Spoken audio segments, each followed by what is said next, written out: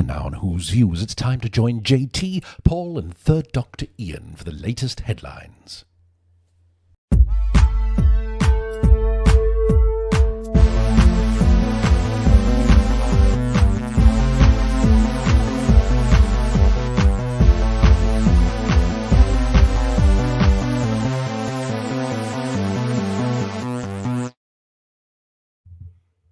Hello, everybody. Welcome back to Who's Views. It's your big show on a Wednesday, the 4th of June, 2025, in fact. Good to see you all. Here we go again, because have you heard?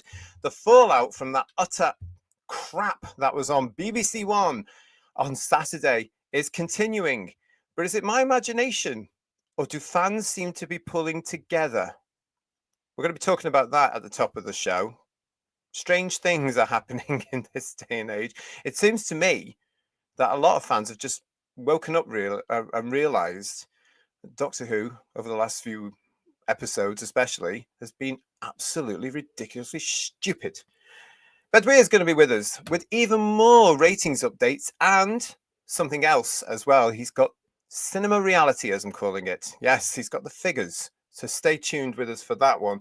And we're going to be looking at that trailer. Oh, look, that's where the money went, I thought, when I watched that. Be interesting to see what the guys think of that. We're going to be looking at the trailer for the thing. I'm careful with how I say this for obvious reasons, because I don't like this title. Typical of the BBC not to change it, though, eh? War Between the Land and the Sea. We're going to be looking at that. Let's bring the guys on. We've got Paul and we've got Third Doctor Ian. Hello, hello, hello, hello. Hello, hello, hello. Hello. Hello. Yeah, Hello. we're not going to be talking about that, but were you guys the same? Did you think, oh, there's the money? Well, it looked certainly more like Doctor Who than Doctor Who did. That's for sure. Anyway, but oh, yes, it looks like it's going to be a spicy one where we talk about that. However many seconds it was, I tell you. We're starting off with a super chat. Thank you, Lex, for your super chat. The trailer was awfully bad. It felt like Avatar, Black Panther 2, Wakanda Forever, and DC Aquaman. I will not be watching this awful trash spin-off series. My score for the trailer, 0 out of 10. that'll save time. Go straight there.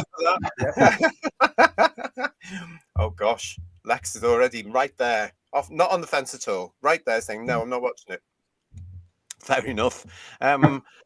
We will be for review purposes, because we're going to be talking about it on the show. We're going to be doing reviews of it. It's great to see you all in the chat, everyone. I just want to start as well by also saying thank you on the last show we did for headlines on Monday to Marie UK. Now, Marie, guys, gave us a super chat right at the very end, and I didn't see it till after the show because of the delay between the two platforms.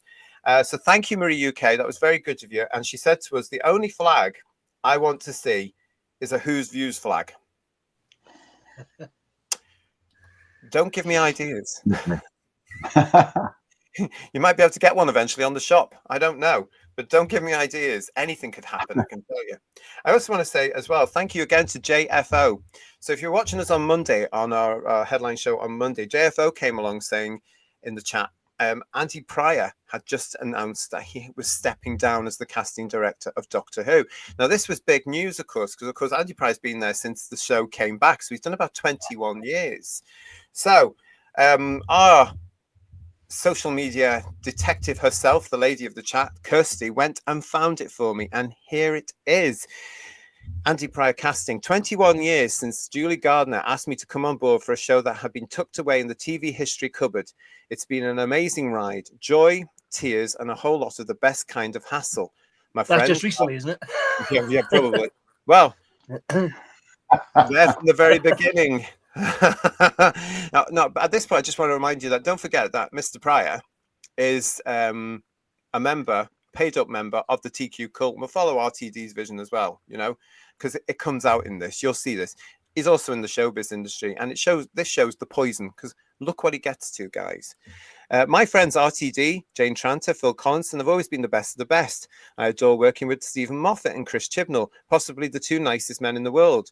The most inclusive show I've been a part of, which for me is hugely important. The Doctor should be everything and everyone, and for everyone. Let's see what happens next. Yes. No. We all saw how that went. Yeah. Yeah. So yeah, the most inclusive show I've been a part of, which for me is hugely important. The doctor should be everything and for everyone, except the people that disagree with you, Mr. Pryor, because you've blocked not just myself for knowing a man is a man and a woman is a woman, and for challenging you for supporting homophobia, but hundreds, nay, thousands of other people. Very typical. It's quite sad, actually, that a casting director in his position can't see how to cast people properly, because that last sentence about being for everyone, the doctor's everyone, that doesn't work at all. You know, it's not, the doctor's not, as Shooty just proven, not every actor can play the doctor. And Jodie as well has proven that as well. So it's like, you have no idea what you're talking about, Mister, do you? Let's be honest. No, he plays a large part for those two duds, doesn't he? He's certainly played a part in that. But I mean, these people that follow these cults. And, I beg your pardon? What did you say? He said cults. Oh, just but I mean, when he's talking about RPD, it could be any variant of that few letters. But when you get them following that so ardently, you'd think if they believed it so much, they could cope with people saying things against it or arguing against it or just opening up debate, but they can't. They just block, and I think that shows how built on sand the foundations of their beliefs are. They can't tolerate any kind of what they'll see as dissent at all. Whereas, you know, we can have, you know, those of us that were born in the generation that has a spine, we can debate things. If people come on, like people come on here with differing views, and we'll welcome them, we'll discuss it, we'll option them to have discussions about it. But the other way around, it's just no, block, can't cope. And it's pretty pathetic, really. But it's typical of from my experience of the alleged entertainment industry right now as well, because they are right, the rest of us are wrong. That is their fact, or their opinion is a fact to them, and therefore we are all ots and phobes. And you're right, you guys. You know, two of the most stunning miscasts as the Doctor ever in this show, and he's partly responsible for that, and all because of DEI. He's proved it in his bloody thing there with all this inclusion. And it's strange, isn't it, Paul, as you were saying there? Yes, the Doctor, I would agree, Mr. Pryor, I would agree from your term there. The Doctor should be everything and for everyone. And he always was, until you lot got your grubby little protuberances all over it and started pushing DEI after DEI after DEI. Shocking. But anyway, I'm glad he's gone. He's retiring because he's retirement age, or retiring from the profession as a casting director in general, or he just don't have a job anymore because bad. I've no idea, and quite frankly, Paul, I don't care. But you know, as you mentioned, actors going anywhere near, and I've said it before, with a casting director like that, you are never going to get a job if you do not bend the knee and agree with everything you say. So no wonder a lot of them are either going mad because they can't express themselves properly as creative people, or they're terrified of saying something where somebody in that industry is going to judge them. And believe you me, the judgments, everybody, are still there. If you don't toe the line, you are out. You are out, and they will not employ you. It's disgraceful. It really is. But there he is. He's gone. He's gone. No loss. He's the first one to say he's gone, though. So where are the rest of them? Makes you wonder, doesn't it? Makes you wonder what's going on in the background. Yeah. Well, they are a bit like rats, leaving a sinking ship, aren't they? Let's be honest. That's the first rat gone. Let's see the rest of them go then. Just rats, John. You don't have to do the sinking ship thing. Just rats. Probably better in a school. And well, the last episode proved it was a sinking ship anyway, so that's fine. Yeah. Kirsty's in the chat with us, as you'll know if you're already in the chat. She's saying to us, "Need me to hunt something down for you? I'm your gal." Well, yes, we do, because on that topic, let's see who else says that they've now finished with Doctor Who, shall we?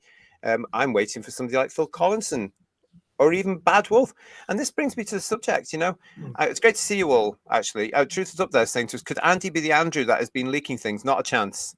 Not a chance. No, that's Russell T Davies. So yeah. Yes. There is not a chance on that one, I tell you, because he is just committed. Or should be, certainly, allegedly. Yeah. It's great to see you all in the chat here. But listen, keep your eyes open to Who viewers, and if you see anything, then let us know. You can get in touch with us, as you know, whosviews1@gmail.com. And if you see anything about any more of them, get it over to us, because just in case we miss it, quite frankly. But it leads me to the question here: what is going on? Why will the BBC, not BBC Studios especially, why will they not? This is what, Wednesday, the 4th of June, 2025. Nothing yet after that appalling episode broadcast on Saturday on BBC One, in the cinemas, on iPlayer, on Disney. Why won't they just be honest and tell people this thing's going on hiatus while we get it sorted out? Because I'm hearing that BBC Studios, as I've said before, are desperate to keep the thing going on. They don't know how to move forward with it. It looks like the Disney partnership is not going to be renewed unless we all get surprise, Silla's here next week. You know, I think Father Christmas had to turn up or some other kind of miracle to make this part of season 3, but with Disney, surely, you know, honestly. I would rather have Father Christmas coming at the end of that crap on Saturday than Billy Piper. Exactly, yeah. You know, but you know what I mean, guys? This is frustrating. Why are they not prepared to just be truthful? What are they protecting? They surely can't be protecting this 5 hours, these 5 episodes coming up with these rip-off Sea Devils. Surely. There was a rumor doing the rounds that Billy was brought back in order to try and tempt Disney to sign up for another season. I mean, why would they be interested? Well, TV doesn't want her anyway. They can't look. We've got her. If they had that plan, they'd have told them months ago. You know, years ago, if that was going to happen. You know, how about just producing something that's good and popular? Maybe. Not might just have done it, stunt casting. Yeah. But I think what? Yeah, stunt casting. Yeah. Oh, sorry. Yeah, we're back there again. Yeah. It's. I just think the BBC, JT, deceit, lies, and everything are endemic and have been for decades. We know that they view the viewing public with contempt anyway. Yes. So you know, the great unwashed. Interesting though, Ian, to be honest. Yeah. But they never wanted to do anything about the likes of Savile or anything else, and they'll just quite happily let it go on, cover it up, lie about it until it comes out, and then they'll act like the saviors, coming in and probably doing a documentary about it and stuff like that. And it's the BBC to a T. So we're not surprised, really, are we? No, not really. I just find it infuriating, really frustrating. They should be saying something now. Let's go to the chat very quickly. David Shaw, hi panel. Not too well. See you another day. Oh, David, get well soon. Doctor Who's still the best science fiction show. Well, yeah, we'd agree with that, wouldn't we? Yeah, and it's got so much potential as well for its future if done right. If they go back to the basics of the Doctor in his time machine, in his TARDIS, traveling around, fighting monsters, having adventures, great characters, great script, it could be huge again. But not. I've just been watching Seeds of Death, and it was amazing. I absolutely loved it. I love Dudley's music. The Ice Warriors are great, superb stuff. Really good. Yeah, Daryl's with us. Daryl Jones ahead again today. Well, no surprise there. He's never got it off loop. Honestly, just that's all he watches. Spearhead from Spear. Oh, Daryl's with us. Hello, Daryl. Not that inclusive for the 8.5 million that have abandoned it. That's the thing, isn't it? And they don't care about that. It's not for everybody anymore yet. And Mr. Andrew, it's not at all, Mr. Pryor. It's not. You've made it for a very, very microscopic, label-loving, flag-waving, blue rinse parade cult. You're all loons. No wonder you're all out of jobs, and I've got no sympathy for you. Cora Sci-Fi and Fantasy Evening, folks. Watching you guys is like much-needed therapy after the last few days. Oh, that's very kind. It is. That's nice, isn't it? That's lovely. Yeah. Matthew Burrows with us saying, Andy, close the door on your way out. There's a lot more that have to go after him yet, so not quite yet, Matthew. Let's see who else is following up that door. Well, again, I'm hoping like he's got his luggage and they throw it out and then they throw him out. You know, like you see in films. You know, like that. Yeah, exactly. We've also got Alfie here with us as well. 2 down, the rest to follow, hopefully. Yeah. The hardworking crew, though, has been out of work now for several months. They've been out of work since at least February, maybe even March. So hopefully they've got a job. Yeah, hopefully. Well, their talent's been completely squandered as well on these scripts, honestly. What a waste. Yeah. Stuart's with us as well. Stuart Barham. Anthony Parkinson is saying to us, even the shills are turning against RTD with his latest stunt. Yeah, we're going to talk about that in a sec. And Lex, another super chat from Lex, lead singer of Ha's got. Yes, this is Morton, isn't it?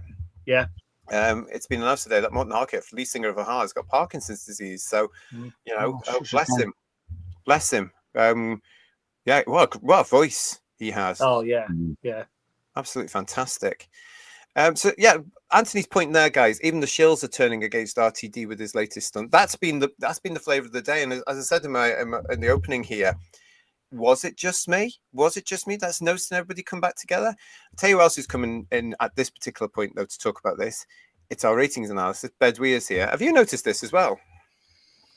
Yeah, the chat since Saturday has been quite revealing, to be honest. There's yeah, as you say, there are still plenty of RTD backers who are excited about, oh, it's Billy, but a lot of people that you would have expected to be in that camp are turning on it. And as I mentioned on Monday, I think, the people that were really behind the Shooty era are fuming because he's gone. And they're not on board with this change. So yeah, it's a difficult situation all round, really, because no one's really content about how the last series ended. Yeah. And considering that all the rumors, again, a big shout out to Star Hoovian, if you're in the chat watching us, or if you're watching the replay, well done again.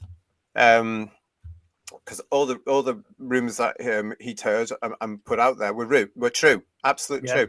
So well done.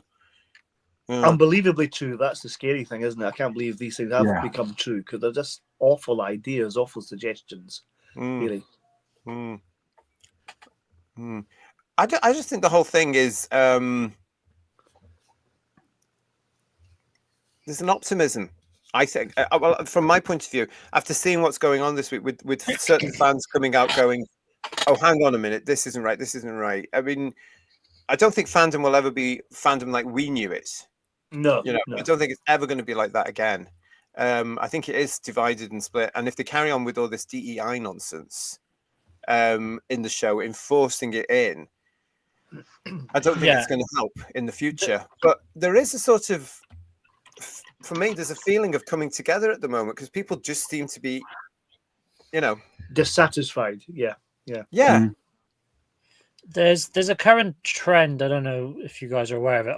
I think it's called manifestation, where if you think and hard enough, you can kind of force it into into existence. And I think this is where rumors of, oh, Billy's going to be back for Christmas 2026, and they're starting those kind of rumors, almost as if they're willing it to happen. But then, as you say, JT, there are others who are very much saying, no, we can see what you're trying to do. You're trying to get more money out of Disney by stunt casting. It's not going to work. Yeah. Maybe that will bring the fandom together again, finally, after 2017 onwards. I think for most fans, it's kind of the last straw, isn't it? Because he's repeating the David Tennant thing he did on the 60th, isn't he? Really, to try and generate more interest. Yes. And it's just clutching at straws, isn't it? That's all it is. It's like, it's not going to work. Leave your era behind and start afresh. Come on, let's do something else. The fact is that everything he's done in these last two series, especially, and we know this was I'm going to call this a panic rewrite and a reshoot, and he didn't have a clue what to do. And you can tell, because everything, including the toilet and the kitchen sink, were thrown into that episode on Saturday. That's why it was absolutely ridiculously bad. It was nonsense television, and should never ever be seen again, to be quite honest, in my opinion.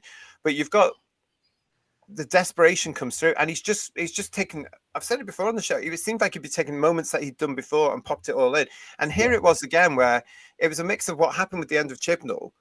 And with what happened with the David Tennant thing, and it didn't work. And the headlines this time around have been wrong, because the newspapers are calling him out. We're going to be coming to one of those stories in a second, everybody. Stephen Talbot, thank you so much for your super chat. You chaps are legends. You've kept me sane over the last two series as I screamed at the television. Keep being fabulous. Onward, ever onward. Absolutely. That's really nice. Yeah, so much for that. We were screaming at the TV with you. I can tell you that for sure. Oh yeah. You were not alone, Stephen Talbot. You were not alone. No, and there's more and more fans coming through with it and being part of the conversation now, and actually starting to wake up. Just like there are with people realizing that same-sex attraction is valid. For anybody that would dare to take me on, come and have a go. Right. I wouldn't dare. I'll tell you that. We'll sell tickets. We'll sell tickets. Here's JFO himself saying, with Tennant and Piper doing that anniversary Unleashed special on Saturday, it would be a missed opportunity not to announce something or talk about it. It's the BBC we're dealing with, JFO.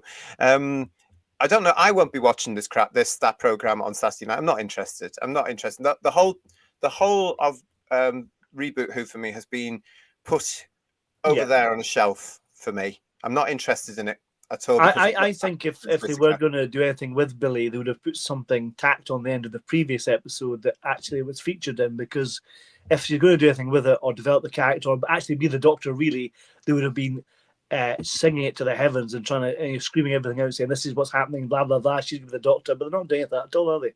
You know? Yeah. And if they were going to announce something, if they were going to announce something at the weekend or whatever, that would rely on the BBC wanting to buy it. And why would the BBC? I mean, surely you must think that there must be somebody there somewhere that has, even accidentally, has got an ounce of business acumen, and they would realise that we need to make money either through sales of this program abroad or related merchandise or whatever. It's been a catastrophic mess for the last 5 or 6 years. Mm-hmm. Let's do more of the same. It's beyond insanity to do that, isn't it? Why would you do that? It makes no sense. There must be somebody there that would say, no, we're not having this. And they would need to buy it. They would need to order it in order for that buffoon to write it. Yeah. And I can't imagine even them would order it. But, they've done stupider things. So let's see. BBC must be paying Disney back at £1 a week at the moment to pay the money back, because you know what I mean. It's ridiculous, really. Yeah. The BBC will never be able to pay that off ever. Our John is saying Billy's in the deed to Broadcasting House, probably. Probably, yes. Well, I think that's gone as well these days, to be honest. Yeah. They should have kept hold of TV Centre, because they're paying rents left, right, and centre all around the country, and TV Centre was theirs. How stupid was that? Our John is saying Billy's cameo was a very late addition. She didn't even go to Cardiff. It was done in London as a favour to RTD only a few weeks before transmission. Actually, apparently, allegedly, it was the week that the Robot Revolution was broadcasting. Note how her head doesn't even align with shooting. Now, that is part of the gig, isn't it? There's something else has come out this week where they said that is part of the thing to say she's not the Doctor. Yeah, something's happening in the regeneration. At this point in time, I bet you RTD doesn't even bloody know. No. And if he does, he won't tell us, that's for sure. He won't know. He won't. Or he's hoping he doesn't have to write it. Exactly, yeah. Well, nobody does. It's like, get out of that, folks. That's what he's done, isn't it? Really? Yeah. I mean, they could have done it a nice, as I said the other night, they could have done a nice regeneration shot where it went to black, class, tasteful, nice. And then you can pick it up anywhere else, but you still can. You just write the whole bloody thing off. I was half expecting, I've said before, you can't do this to me, babes, honey. You're in a circle like that. Oh, okay. But this is what's going on, isn't it? And all the fans, including ourselves, are talking about things like that now, because apparently more and more is coming out about, yes, Billy did it in London on a green screen somewhere, and well, she wasn't going to go to Cardiff for an hour, was she, or something? It doesn't take long to do something like that. And other fans now speculating, well, that was definitely Rose. We'll see. Thank you again. You can't say anything what it is, because it could change like that. You know what I mean? It's just bizarre. They said that when they had first images from the 50th. That's definitely Rose, and it wasn't. Yeah. Lex, thank you again for your super chat. Jodie was too much like the 10th Doctor in the finale. Yeah, that's probably, what I was saying on Sunday on our review show. She comes along, and I felt there was something familiar. I think that's what it was. And now, having last few days to think about it, she was like Tennant's portrayal.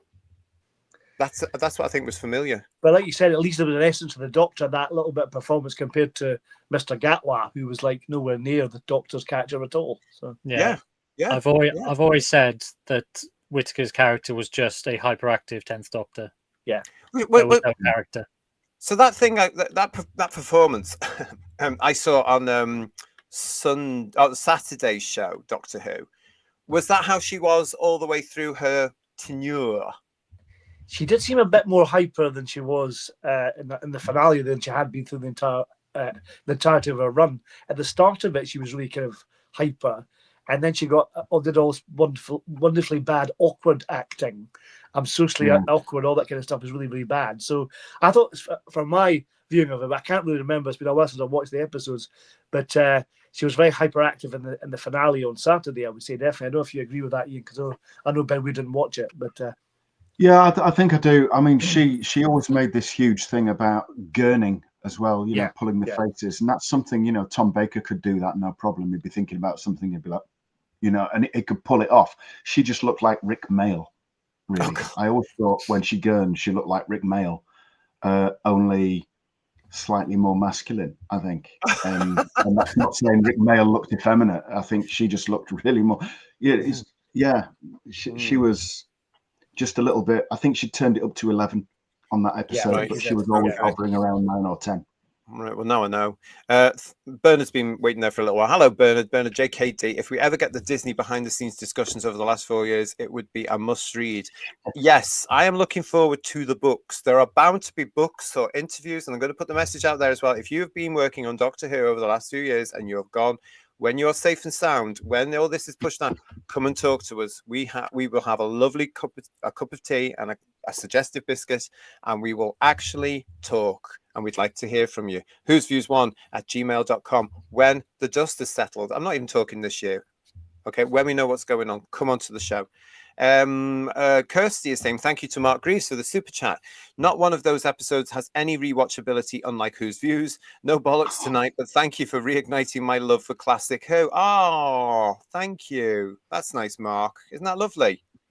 It is. Lovely. There's always time for bollocks, Mark. Yeah. There's always time.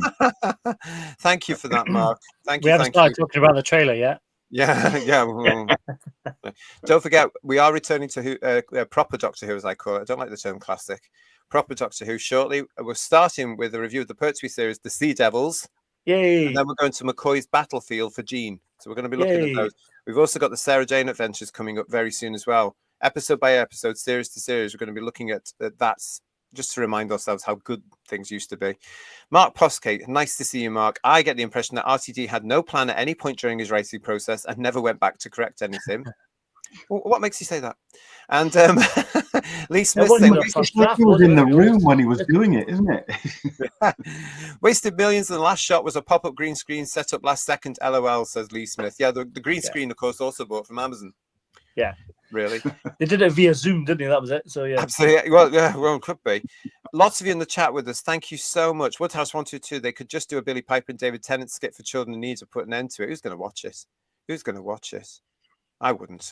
I'm done. It has to be a complete.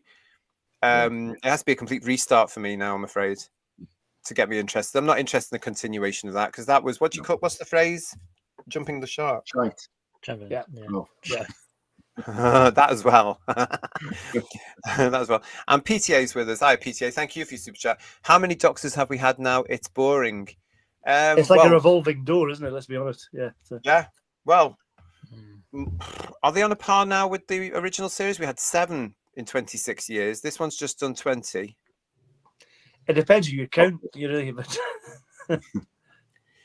I'm not counting Billy, and I'm not counting the Joe Martin, and I'm very pushed to count Gatwa and bloody. I could go on. I think it'll stop for me at Capaldi, to be honest. And if you don't count John Hurt as well, then you've got another couple less. You know, so yeah. Don't count Hurt as well. What? Well, you've got 5 regulars.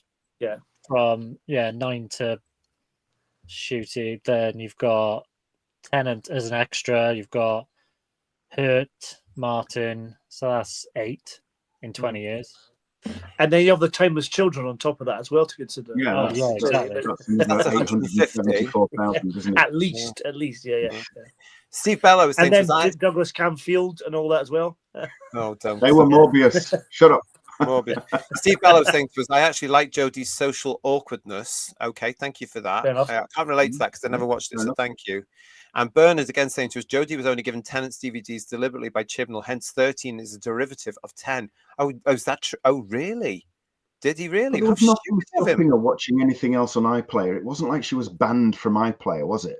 He might have given her the Tennant DVDs, but everything else would have been available. You know, Matt Smith, for instance, watched Troughton, didn't he? So he watched most of them. He watched Troughton, Pertwee Baker, and I think he also did a little bit of Davison. But then he was he's a professional. So. Yeah. Yeah, well, that's the thing, isn't it? Duncan the Funky Evans, that's naughty. Jodie had 2 expressions: constipated or started squirrel and headlights. Okay, that's quite accurate, I have to say. Yeah. Steve Bellow also saying to us, "Can't wait for the real story to come out. It'll happen eventually." And Mark A. Wright, I think we can guess most of it now. Mark A. Wright saying, "Despite her shortcomings, Whittaker was head and shoulders above Ncuti Gatwa in their scene. She's a trained actor, and it showed." Is she? Is she trained? What did she train as? What was it? I never saw it when I saw that show all those years ago, where the scenery had more life than she did. Yeah, honestly. And Shempmeister's with us saying, "Just to show how much I love Who's Views, it's 5:30 a.m. here." Oh, God bless you. Oh, wow. Good morning. That's dedication for you. Yeah. God bless you, Shem. Yeah. Yeah, God bless it. And Chris Maples is saying, "Hi, gents, arriving, but we'll rewind and watch later." Keep with us now. Keep with us now. That's fine. Absolutely. Good to see you, Chris. Austin Woods is with us. There's lots of you in with us now. Peter Venkman fan site. Hasn't Boom already had a book out? I could swear they put a book out based on at least 1 episode already. The BBC Studios version of the Target books are out, and Boom is coming. It's going to be very soon, apparently. At the moment, they've got Space Babies, Rogue, of course, the Empire of Death. What was the other one? 73 Yards. And the rest of them are due out sometime now. I couldn't tell you when because no one cares. I don't want to encourage burning books. That know where that goes. But can we have if we get a copy of Wish World and Reality World, we can have a bonfire. That'd be lovely. Yeah. Oh, I don't know about burning books. Just don't buy them. Yeah. Let the industry pulp them. That's what I say. I'm Mysterious. How are you? Austin there with us as well. Sticks Boy is with us. And Glenn Weathers is saying, "I read an article this morning that Ncuti Gatwa said it's very hard role playing the Doctor in Doctor Who. He said he was physically and mentally drained with it all, but he loved it." He wasn't the only one. Yeah, well, exactly. I mean, I'm sure the Doctor is, if you're not firing on all cylinders, very, very difficult. But he got the luxury of being able to do several episodes back to back. Yeah, I would imagine his mental reservoir is fairly small, like a thimble, so it wouldn't take long to drain it, would it really? No. But you know what? He also, Ian, got to film a cliffhanger ending, which didn't involve his regeneration for a possible season 3, which probably would have been his end, to be honest. A 3rd series of 8 episodes. So hypocritical. JT, Doctor Who resides on those DVDs behind you. I couldn't give a shit what the BBC do with anything current. Exactly. Yeah. Exactly. Yeah. And Six Boy giving us I think the thumbs up or something there. Thank you. Say Rosie Mead is ahead of us. Watched Battlefield earlier tonight. Oh, good. Well, remember, hope you've got notes. That'll be a test. Phil Johnson. Hello. Welcome to Who's Views. It should have been McGann. That would have given us hope. Somebody else said that to me just the other day. And I was very surprised because it's a not we. Oh, really? Wow. Yes. And he came up to me and he said, because he's been watching some of our shows every now and then, he said he'd watched Doctor Who on the Saturday and was calling me for everything because he'd watched it. And what the blah, blah, was that? What have they done to that show? Blah, blah, blah, blah. And then he surprised me by saying, now, if he'd regenerated into Paul McGann, I might have been interested. And I went, what? If he's been watching the show, that's entirely due to my influence, of course. But that's a not we. And Paul McGann was 20 years ago. Yeah. Isn't that amazing? They'll remember McGann from a one-off here in the UK, don't forget. They wouldn't have seen the internet thing that he did, Night of the Doctor. You wouldn't have seen him in Jodie's last episode, because you tell me he was in that. Yeah, he was, yeah. Isn't that weird? Isn't that it knocked me for 6 Who Views? A man of taste, certainly. Yeah. So. Yeah. And Mudcrap, thank you so much for your super chat as well. The 2 Ronnies, S1, E1 has a police box in it. That's true. That's yes. Right, yeah. Yes. Didn't you mail me that about that as well, mate? I think you messaged me about that, didn't you? But it's true. Yeah. You'd see it. Sorry, didn't you? There's a police box featured in it. Well, the best 2 Ronnie sketch is the one where he arrives in the TARDIS as Roswell Gummidge, and it's Ronnie Barker as Roswell Gummidge. You see that? I remember that. That's wonderful. Absolutely wonderful. I remember that. Also, when you think about it, that's a lovely little play, isn't it? Because years ago with the Navy Lark, it was John Pertwee and Ronnie Barker. Exactly. Yeah. And now you've got Ronnie Barker taking off Pertwee. Love stuff like that. Yeah, it was really well done as well. Yeah, very clever. I remember it so well because I remember seeing it originally, and then they repeated the episode sometime later, and I recorded it on the audio, so I could listen to it overnight on the tape. Do you remember the Two Ronnies song? Do you remember the Two Ronnies end of episode song, where one was dressed up like R2D2 and the other one was like C3PO, and the Daleks come on, and the Dulux tins of Dulux paint cans. Yeah, I remember that. Yes, I remember that. Yeah. Wonderful. That vaguely. Yeah. Good stuff though. That was the old days where the BBC used to entertain its viewing millions. Fandom, as I've said there, is sort of still reeling at the moment, Who viewers, isn't it? I mean, it's all over the place right now, and people just don't know whether they're coming or going or even being. Extra points to you all if you know which episode that's from. Yes, I will never complain about it ever again. It's brilliant. It's a classic, and it deserves 10 out of 10 on the scores on the TARDIS doors when we get to it. Andrew, hello, Andrew. How are you, lovely? I wish they could get Sean Pertwee to play his dad, or he revisits his face. Well, can we just say to Sean, happy birthday for today? Yes. 60-something years old, everybody, which probably rules him out of playing the Doctor, everybody. Get that into your heads. He's 60-something years old now. You need someone of his caliber to play the part, though, don't you? Someone that's got a strong actor like him, but not him, really, because he can't be his dad, can he, really? I understand he's white and heterosexual as well, so he hasn't got a bloody chance, has he, really? Not an open hell, no. No, that's right. Oh, well, but they've gone now. You never know what might happen. True. You never know what could happen next. Well, it's not just us, because there are certain fans, as we know very well here on Headlines on Whose Views, that are actually trying to make it as alleged journalists.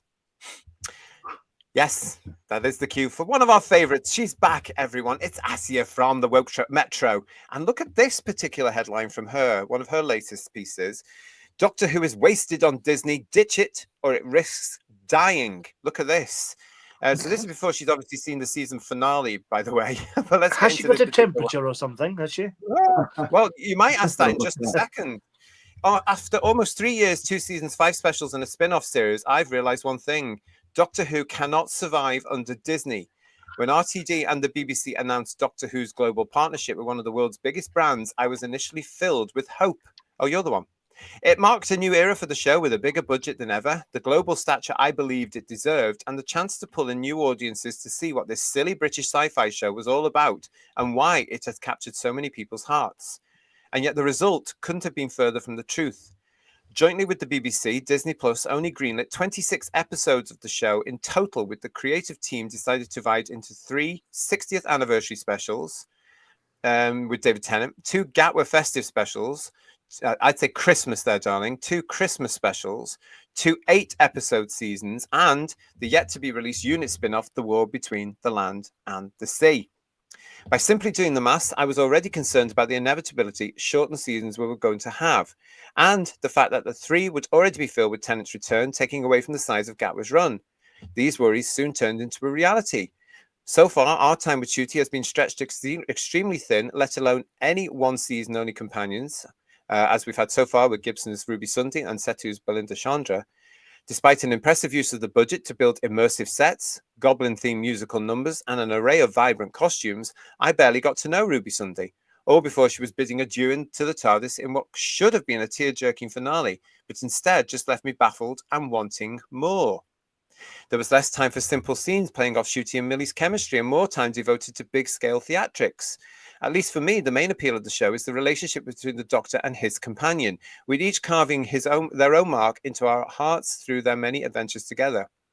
And when Belinda was introduced with the promise of a fiery personality that would clash with the Doctor, I had hope anew. Unfortunately, the problem is clear and glaring. An 8-episode season that also includes an epic 2-part finale is simply not enough time to flesh out these characters and their dynamics. The stakes are completely gutted when you've only known Belinda properly for 5 episodes before pitting her against the season's big bad. The shortening of season length started in Whittaker's era, but there is a direct correlation between joining Disney Plus and our biggest reduction of a regular season size yet down to snappy 8 episodes with just 1 annual special. The very fact we seem beholden to Disney Plus's decision on whether the show is being renewed means a huge shake-up in production timelines as well. Instead of being able to receive guaranteed specials and a steady timeline for when each season will come out, we're all being forced to wait with bated breath. The show is unsustainable and almost soulless in this condensed, unpredictable format, especially when we still have Dr. Light episodes like Lucky Day. Without that emotional core, it will be driven to a quiet end. And frankly, no amount of Disney budget makes up for what has been lost plot-wise, unless the money is redistributed to guarantee longer seasons at the cost of high-budget effects. And if I were to see a way forward with Disney Plus, this is what I would want to see done. Not a huge loss, since the show still occasionally suffers from the same endearing CGI blunders as before, lest we forget Rogue's green screen cameo in Wishworld, but this can surely be done in the hands of just the BBC. Of course, it's delightful to see the show explore previously uncharted territory, like the impressive special effects in Lux, likely only made possible with that sweet Mickey Mouse cash. But I would exchange 100 Luxes to have some goofy, low-budget filler episodes to build the relationship between our Doctor and his companion. It could have resulted in a season that had the space to turn Belinda's skepticism into wonder without it feeling rushed or unnatural. It's why when reports came from the Mirror that the show would continue with the BBC even if Disney didn't renew the deal, I couldn't help but do a mini celebration. Far from despair, I think returning fully into the hands of the BBC with a steady budget alongside 12 or 13 episode seasons plus specials would be ideal. After all, this is not just on the shoulders of Disney. If it was to go back under BBC's sole creative jurisdiction, I would hope they could learn lessons from what went wrong with their time at Disney and course correct. Especially since there was an era of the show when we were receiving full-length Doctor Who with multi-season companions in tandem with Torchwood and Sarah Jane Adventures to target multiple demographics at once. Otherwise, I'm ready to see the show go back to its BBC roots and given the time and space it deserves to flourish on screen as it did once before. What do you think to that? Is she unwell? Disney was the problem. She's got split personalities, hasn't she? Because every episode was the best episode ever, and now there's inconsistencies. And does she think that Disney actually produced it as well? A lot of them do, but I mean, there's a lot of people here, around. A lot of fans think Disney own Doctor Who now. No, they don't. No, they don't. They handed over the money, and the person whose ass she was obsessed with kissing spaffed it all away. Yeah. The end. I've worked on a few shows which have, an American base, and you do have to send tapes over to them, and they come back with comments, and you might have to redo stuff. And I think way back when what was it, the Church on Ruby Road, there was that scene where Ncuti gets squashed by the inflatable snowman or whatever it was, like that had allegedly been asked for by Disney and things like that, but it's not like they're on the floor of the studios every day. No, the scripts must have been sent off for them to peruse, I don't know, but it was, they just put the money up and ordered, in the same way that BBC One ordered 13 episodes in 2004 to be screened in 2005. That's just how television works. It's not Mickey Mouse is standing behind the camera offering with a baseball bat or something. Yeah. They just put the money up. It's not creatively. The script was RTD, and that might be. I blame RTD, and I blame people around him for not stopping him with common sense, saying, "Hey, we're producing a science fiction adventure series here, not a soap for TQ cult addicts." There has to be more mainstream. So I blame them all, but it was definitely him. He was the showrunner. The book stops with him. Why are they still employing him? Because he can't write. Out of interest, though, in terms of funding, the BBC haven't solely funded Doctor Who since it came back. There's been lots of partnerships all over the place, hasn't there? Yeah, there was one with the Eccleston thing, wasn't it? The Canadian Broadcasting thing? Canadian Broadcasting Company put money up for that first, I want to say 2 series, maybe. Nice. And they had the goal to say they were going to dub Chris Eccleston as well. Yes, they did, which got shut down very quickly.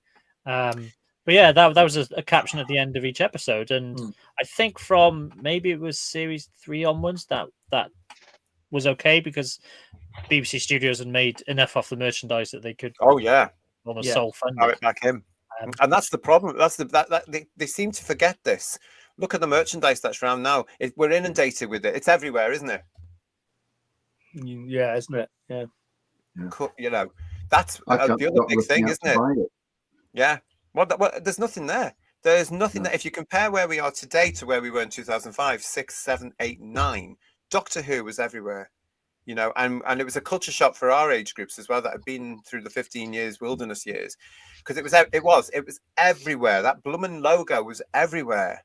Yeah. And it was Taxi. amazing. Yeah. It was amazing though. You saw it in supermarkets, Toys R Us when it was here, Woolies when it was here. The markets have changed now because we've lost a lot of shops, but because the show is unpopular, there is no merchandise. Yeah. And when you do get it, it's safe stuff, CDs, books. Yeah. But look at all the Whittaker dolls and things. They're still sat in a warehouse somewhere, aren't they? I mean, if anything now brought out merchandise with Gatwa on it, I wouldn't be buying it. No. Well, who's going to buy it now? For 50 years, I wouldn't be buying this crap. Yeah. I mean, the only one I know that's got his face on it that isn't sort of safe, i.e. in-house BBC, like the BBC Penguin books, the BBC audios, is the Barbie doll. They must be kicking themselves right now because that's not going to sell. Listen, Hayden's been there. Hayden 2012, you only have to look at other franchises. It's becoming the current trend. And Disney are finding out the hard way, and soon we'll have to put out this dumpster fire. I think that's starting to happen now. Julianne is saying to us, that's all very well, but the fact you only have 8 episodes means there should be 8 good quality episodes, not 8 dog shite episodes. I was going to say the Barbie doll thing is a bit like Tom at Madame Tussauds, isn't it? When they did the figure that he left. It's a bit like that, isn't it? Really, to be honest. You know? Well, I mean, did Disney specify 8-episode series? You know, was that a decision taken by RTD? No, that's them, isn't it? Yeah, did RTD say, "Oh no, we won't do two 13-episode series. We'll do 2 8s, a couple of specials, 3 more specials around." You know, you sort of, and then this spin-off that nobody cares about. You know, I don't think that was a Disney decision. I think that was that would have been sure. That would have been definitely Russell and his production team. Yeah, so we can't blame them for that either. No, well, I'm not going to blame Disney for that. Disney, I reckon Disney, in all good faith, came along thinking, what else can we nab? We've got Star Wars, we've got Marvel, we can't ever get Star Trek. Oh, hang on, there's that British thing over there. Let's have a go at that. What else can we ruin? Yeah.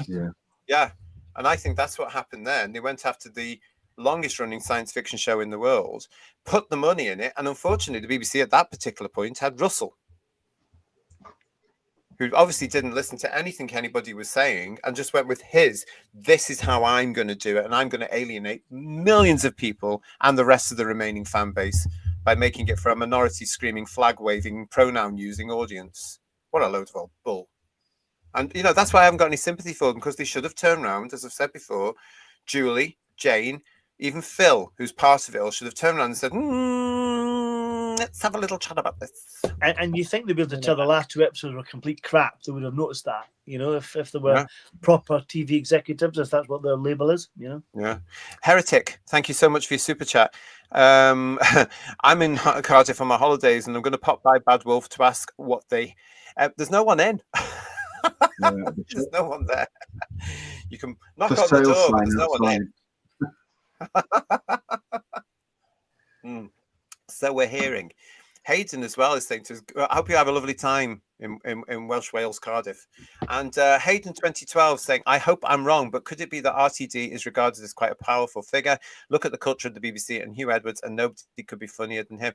You're not wrong, unfortunately. RTD is a very, very powerful figure in show business.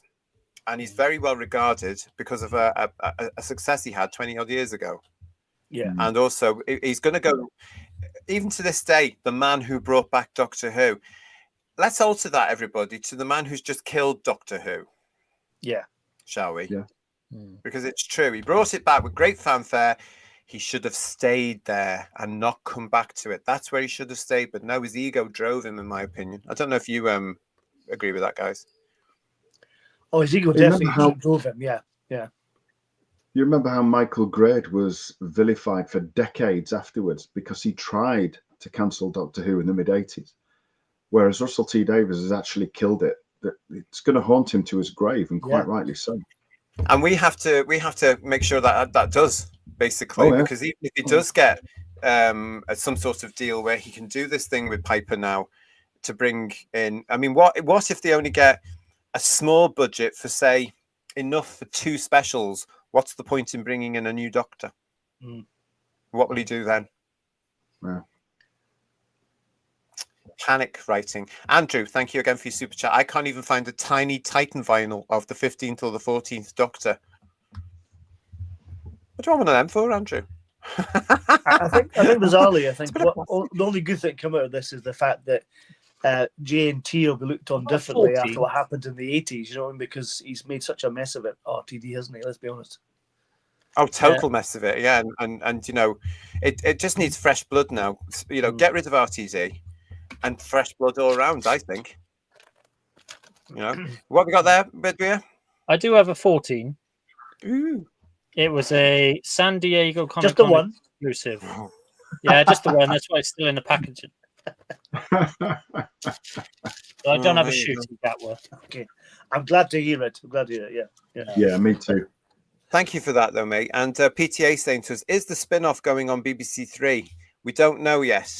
We don't know. It's going straight to DVD or Blu-ray, probably. Yeah. It's a rumor, and I've been told for some time now, and it's a rumor. I want to put that out there, but I've been told some time that there were options for them, because as they suddenly realized that Doctor Who wasn't being watched PTA, they suddenly went, oh my god, what are we going to do with this other thing that's coming? We're going to be talking about the spin-off and the trailer that they've released on Saturday shortly. Stay with us. But the rumor, or what I was told, there were options. One was to drop all 5 episodes onto the iPlayer. Bang. Move on and promote it as an iPlayer exclusive or whatever they do, iPlayer limited edition run series or whatever they call it. I don't know. The second option was iPlayer all as one, and then nightly on BBC Three for 5 nights, Monday to Friday. They're the options. So we have to wait and see. It wouldn't surprise me if it goes to BBC Three, but it's hard to say, because who's the audience for? Yeah. Who's this for? Option Who exactly 3, of course, is wipe the tapes. Say that again, mate. I heard that one. I didn't hear you there. Sorry, I lost the sound on that one. I didn't hear what you said. Option 3 would be to wipe the tapes. Option 3.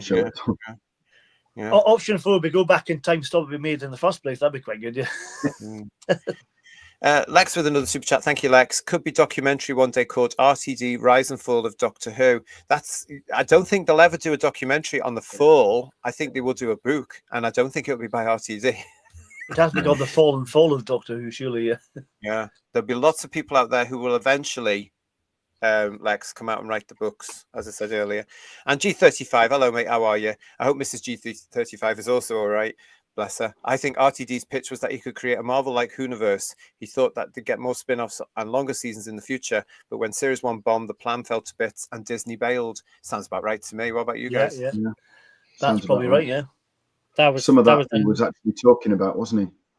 Yeah, that was the narrative he was pushing when he came on board, was, you know, talking about the Whoniverse and that new branding of the Whoniverse and how it could be like Marvel and have multiple spin-offs and series and all that sort of thing, and then it's all just fallen away, isn't it? Yeah. No gap years. That was one of the statements he made. That was the other thing he said. Yeah, no gap years. That's because he was so confident he was going to get funding every single year, you know. And yet, do you know what? If they didn't do this spin-off thing and they hadn't done 3 specials with 10 and did 1 traditional 90-minute thing with somebody else rather than him, they could have done a 3rd one back to back with Series 2. But hindsight's a lovely thing, especially when you got common sense. Oh, yeah. T people, hello. Trailer said coming soon to BBC One, didn't it? Yeah, never read anything into that. Coming soon. They've done that before, the BBC. Did it say BBC One, guys? I thought it just said BBC. I can't remember. I don't know, but we'll have a look again. Yeah, have a look again. It might be BBC One. I'm talking about stuff that, you know, I was told. When was I told, guys? I can't remember. A while ago, wasn't it? A few weeks back. Raymond, hello, Raymond. RTD tries to say he believes in inclusivity, yet he's attacking young teenage boys by calling them incels. Most teenage males are involuntary celibate, but many are delighted to be celibate, but many are delighted to be single. I would say, you know, call me old-fashioned, but I can't stand it when young teenage males or females are out there drinking too much or sexual shenanigans and stuff. I think it's just, especially if they're too young, that's what today's television does for them, I suppose. Yeah. It's just more labeling. Yeah.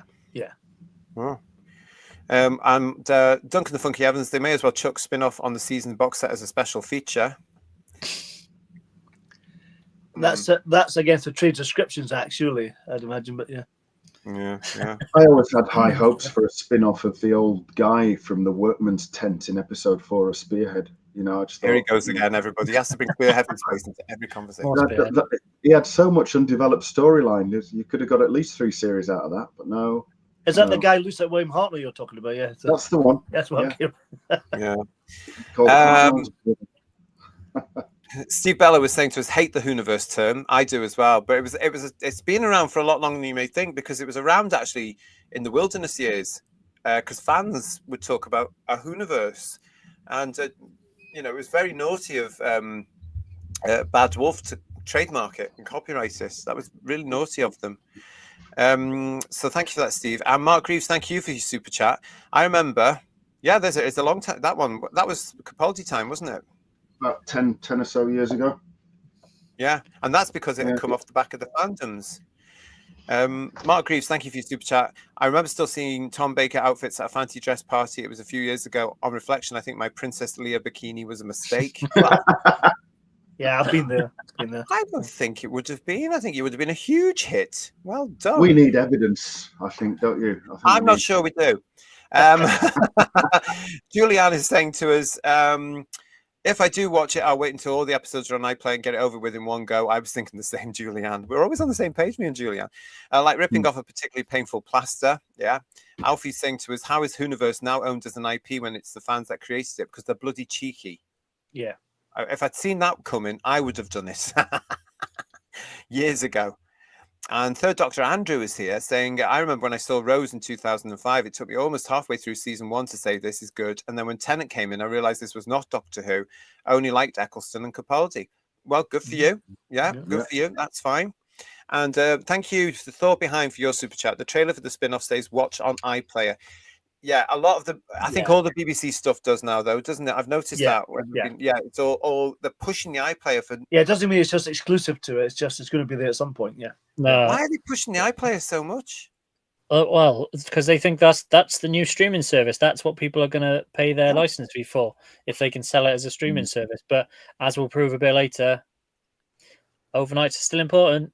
We'll come into that in just a second. You can go to iPlayer, can't you, and view the individual BBC channels live through iPlayer as opposed to over the airwaves via a TV aerial, can't you? You can go onto iPlayer and watch BBC One or BBC Two as live. So I suppose if they can guide more people that way, then they've secured in their heads, they'll have secured the audience regardless of what platform people watch on if they all watch it through the iPlayer. Yeah. Disturbance saying to us, when New Who was at its peak, they should have taken the decision to mature the show with its audience. That's a good way of putting that. Yeah. Because God knows because we know that the demographic, RTD and everybody was going on about how they were trying to get a young audience. We know that demographic did not come anywhere near Doctor Who. No. So the people that were actually watching it were late 20s and above. So, i.e., people that had grown up with the series from Eccleston onwards, and us, who were switching it off in our millions. John, note how the trailer for the spin-off didn't have any Doctor Who branding. They want to distance it from the main series because that association is now seen as being toxic. Oh, yeah, that's a point. And people are saying, I've just checked my recording on Sky. It says BBC One. Okay. Right. Right. Okay. It might be. We'll wait for the confirmation. Let's have a look and see what's happening. But thank you for that. Right, brilliant. Stay with us on Who's Views, because as soon as we know more about that, we are going to be talking about it. We're going to come back to the trailer in just a few minutes' time. But before that, yes, he's here for a particular reason as well, aren't you, mister? I always am. And it's this. It's another update when it comes to those pesky ratings.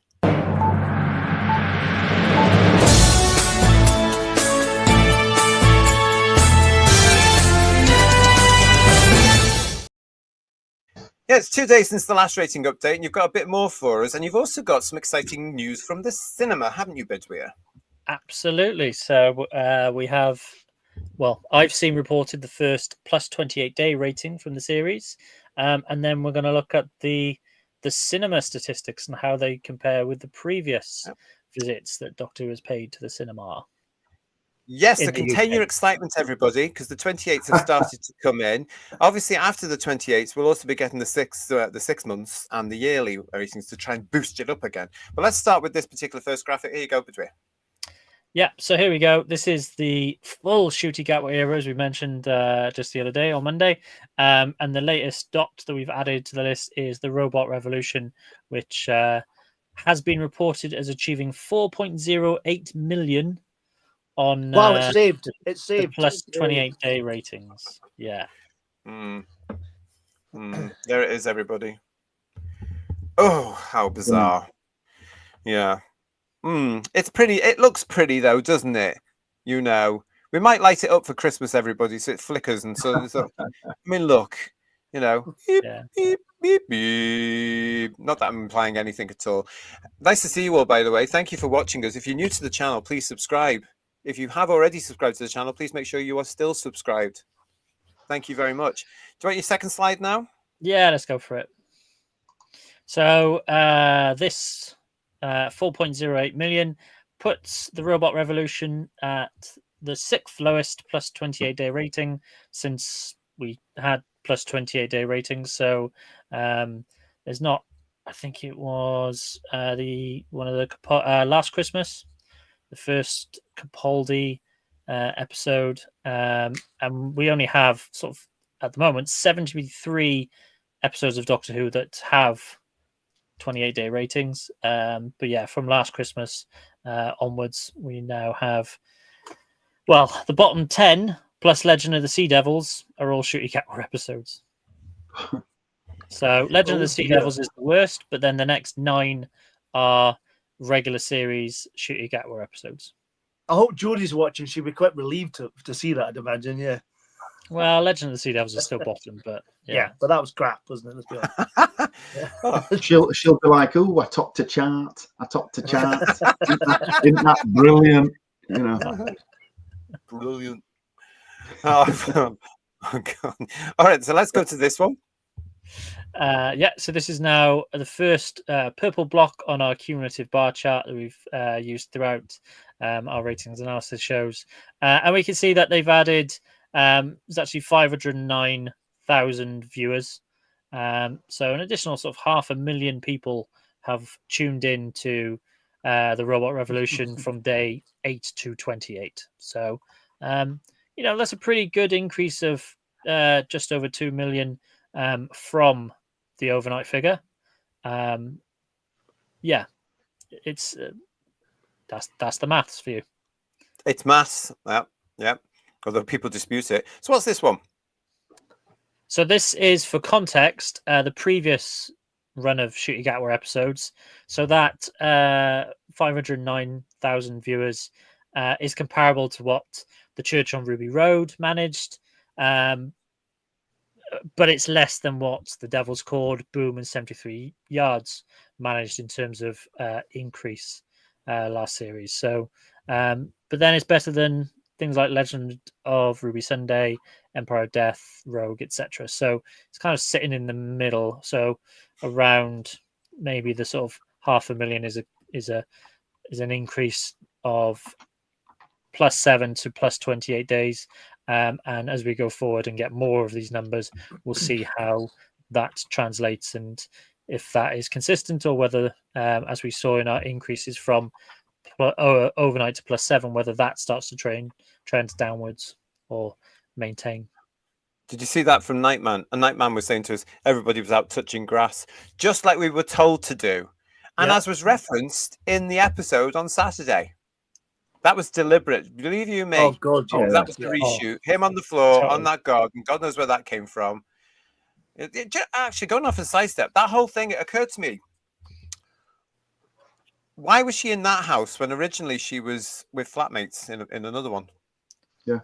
Yeah, it doesn't make any sense, any of it whatsoever. None of it. Because if she had a child that she lived with, she wouldn't be sharing a flat and going out to work, would she? Yeah.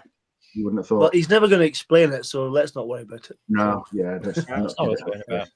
Yeah, it's not. I just like pointing it out because I know. Yeah. Rubbish. Yeah. Right. Okay. So we're into this one now.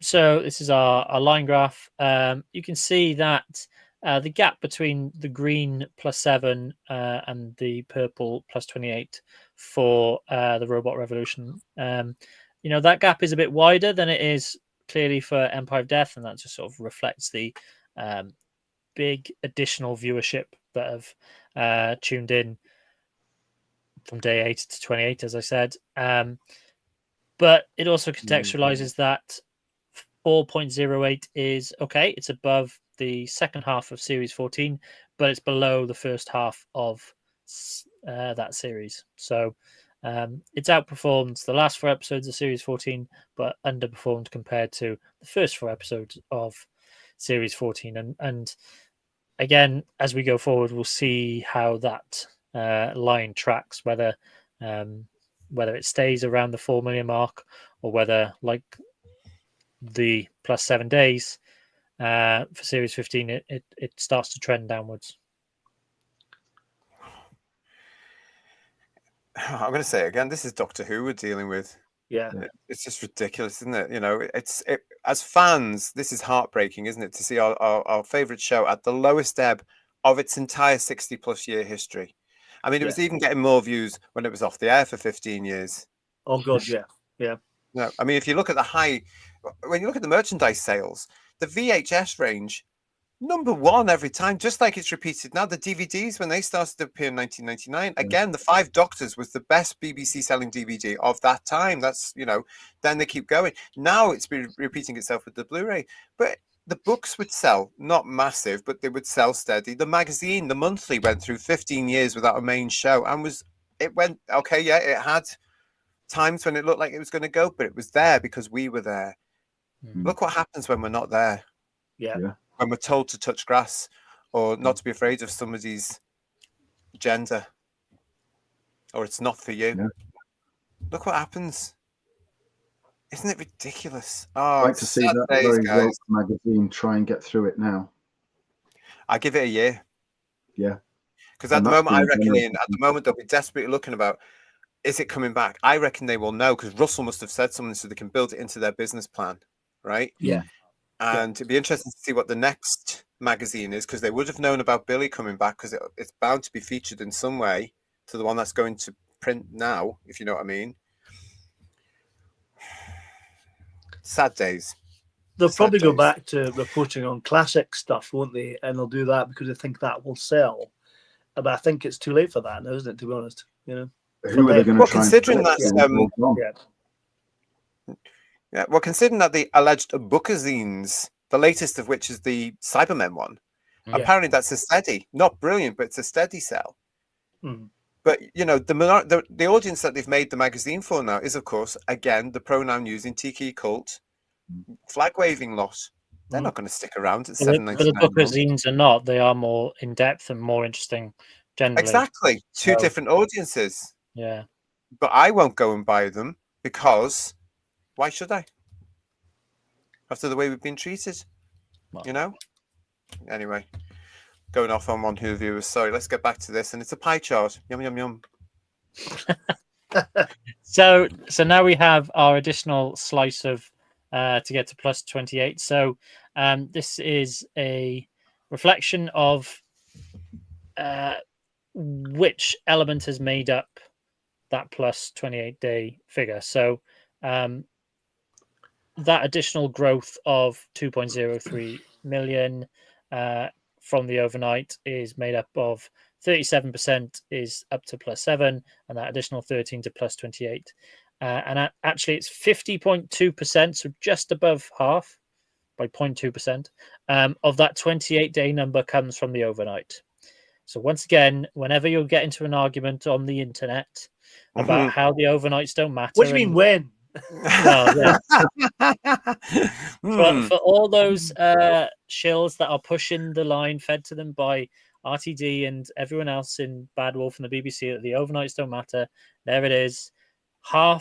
Just over half of the 28-day figure for the Robot Revolution comes from the overnight. So, yeah, It's still pretty important, people. Yeah. So, of course it is, yeah. So when the BBC is having discussion about, removing linear television channels, it's really going to hammer Doctor Who. Yeah, of course, yeah. Well, yeah, but it's common sense. Again, it's common sense, and these alleged professionals in the industry should know this. I still think they're running blind, going, "Oh, we've got this report coming in saying that there's no, there's no attention span from young. Oh, we've got to get the youngsters to make sure that they pay the TV license fee in the future. Oh, we've got to do that." And they're running around without actually sitting down at a table and saying, "How are we going to attract the attention of millions and entertain them?" Yeah, It might be true that the demographic that they're going from whatever it is, 15 to 24, largely watch stuff on the iPlayer, but that's not the entire population. No, it's not. And technology is moving so fast. What next? It's interesting though. I've said this before. I was reading this thing a few weeks ago. Televisions are still selling. Yeah. We've now got British companies, hurrah, making televisions about bloody time. But they're doing it, and they're selling. So not everybody's watching a bloody phone or an iPad. Yeah.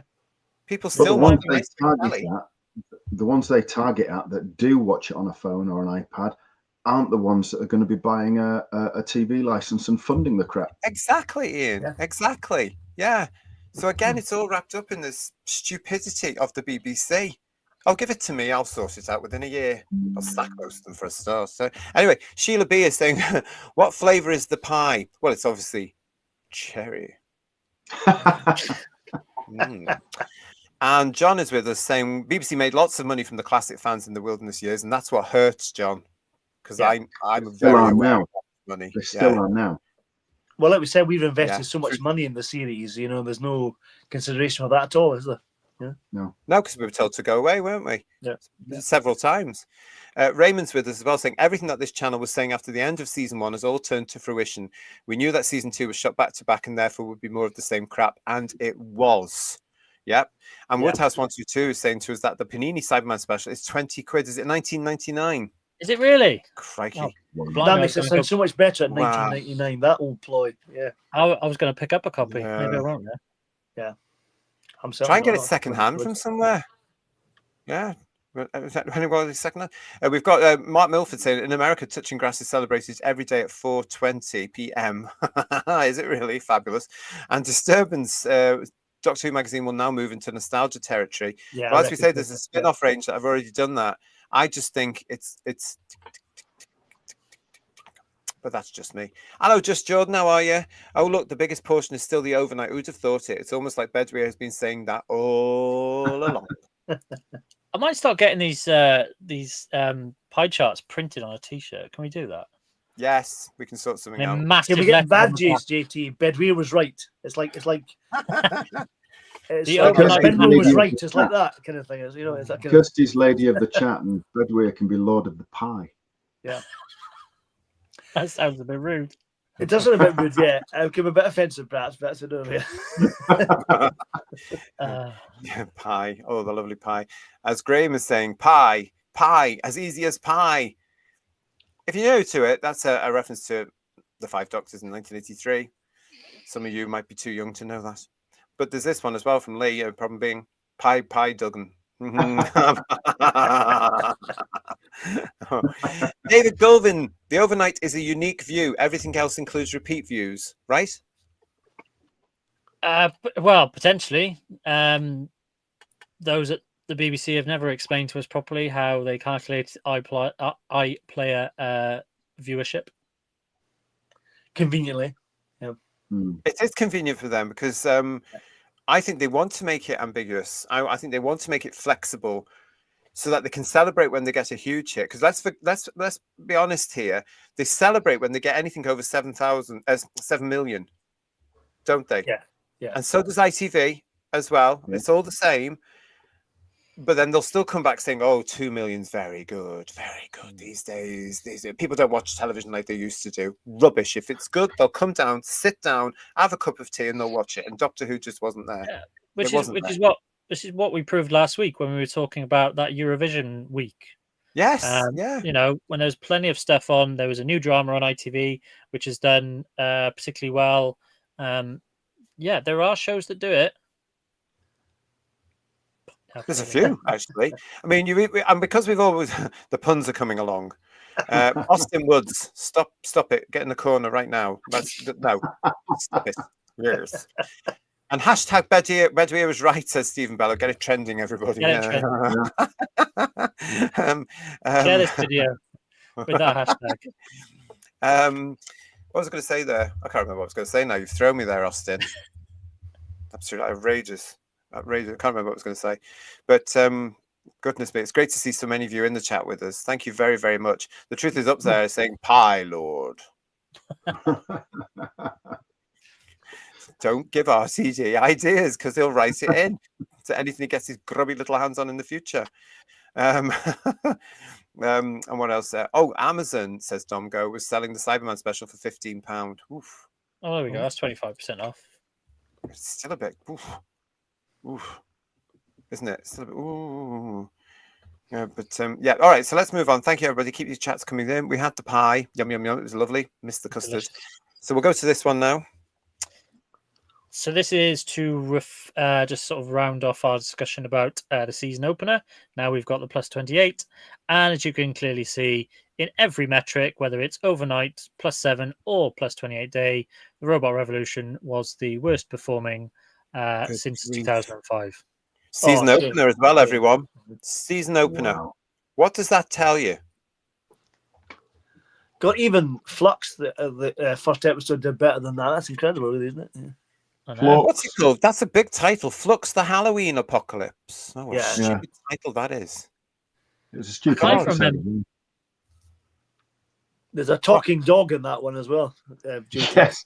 Well, Robot Dog. No, it's like Chewbacca, but it's a dog, really, to be honest. Calvinista. Calvinista, that's right. Yeah. I can't even remember the relevance of that title to the episode.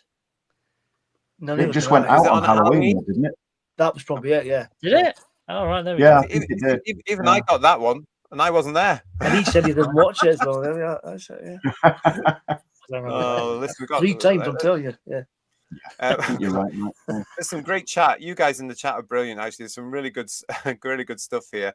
Raymond saying to us, Top Gear, Doctor Who, and Question of Sport, all gone after self-inflicted wounds by the BBC. It's an excellent point because it's true. Yeah, they're idiots, aren't they? And the reason Question of Sport failed is because they, under all their inclusion and all that nonsense, they got rid of Sue because she was a woman of a certain age. How stupid were they? If she'd stayed, it will still be going now, and people would still be watching. Yeah, they voted with their remotes. Rani flavored pie, says Robert Payne, having been inspired by the episode, of course, on Saturday. Problem being is saying, I want series 3 of the tripods. Be careful what you wish for. Have you heard on the grapevine? You can crowdfund it, couldn't you? That's what you can do. So. Well, have you not heard on the grapevine? No, what? No. Well, guess who's got it as well? Russell T Davies. No, the mouse. Oh, the mouse. Allegedly, apparently, that's what I'm hearing, because that's what I went. Oh, you're kidding me? They'll kill it, and it's going to be. Not a series as such. I think it's TV movies or something. Allegedly, it's all in the pipeline. That's what I'm hearing. Be careful what you wish for. Who and did Andrew, you say got it? I didn't quite hear who you said got it. Who's got the rights to it? Disney. Oh God, really? My God. So people are saying it's I've seen it on various tripods fan bases and stuff like this, because they're all going, no, don't do it. Yeah, they've seen Doctor Who. Oh my God, what are they going to do to it? Yeah. Apparently Netflix tried as well, and it's all down to bidding and stuff, I guess, isn't it? But anyway, one day we might know. Andrew, thank you for your super chat. Too bad we can't have reruns of episodes on PBS for us Americans. That is how I got introduced to Doctor Who. Much better than the Sci-Fi Channel days. So, what would happen, theoretically, outside the UK? the Disney deal ends, right? They only were allowed to broadcast new Doctor Who anyway, new alleged Doctor Who, weren't they? Stuff that they'd had from the second Tennant era onwards. Yeah. Would that mean that the old Doctor Who's, proper Doctor Who, would get to go back on television on all the other stations in America and Australia and everything? Would the ABC in Australia be able to take Doctor Who back? Are they still allowed to show original Doctor Who? I suppose they can negotiate it. I don't know whether, BBC Studios have just sort of taken that off the table whilst this Disney deal carries on, and they gauge the water as to whether Disney want to become the global streaming service for Doctor Who, unless the BBC are actually exploring the possibility that the iPlayer can be available globally. That's what I've said it before, haven't I, Who Views? That's what I would do. One of the things I would do if I ever got into a position of power at the BBC, I'd say, let's have a look at the iPlayer. Let's make it into a subscription service for those people out of the UK. So that, because we know that they're getting it anyway, because some of you in our chat have said, oh, I watch the iPlayer and I'm in wherever. I suppose it depends on the option of the contract. Remember what happened to Universal, the McGann movie? That took ages to work that out. I hope they're not buggered up again. Wouldn't surprise me. You'd hope. I mean, it is a nightmare when you. Say again, Ian. You'd hope they'd be a little bit wiser, wouldn't you, and not repeat the same mistake. But if it's the BBC you're talking about, Ian, for God's sake. Yeah. And also the fact is, nobody handed down. People move on. They retire, etc. They never hand down. So you get new people coming in, and I know this for a fact. You get new people come in who think that they're breaking the mold or doing everything new. And with something like Doctor Who, you're not. It's all been tried before. Go and look at the books. Go and look at. They have to keep books, Yeah. Yeah.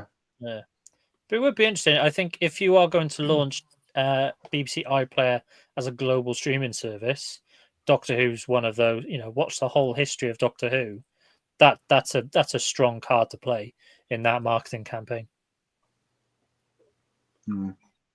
Yeah. If by the way, keep us informed. whosviews1@gmail.com. If you are one of our many friends that are out the UK, like the Uncanny Kylie Wacker or Kyle Wacker, the Uncanny Kyle Wacker is in New Zealand. Anywhere at all. Well. If in the next few months the original Doctor Who starts to reappear, let us know, please.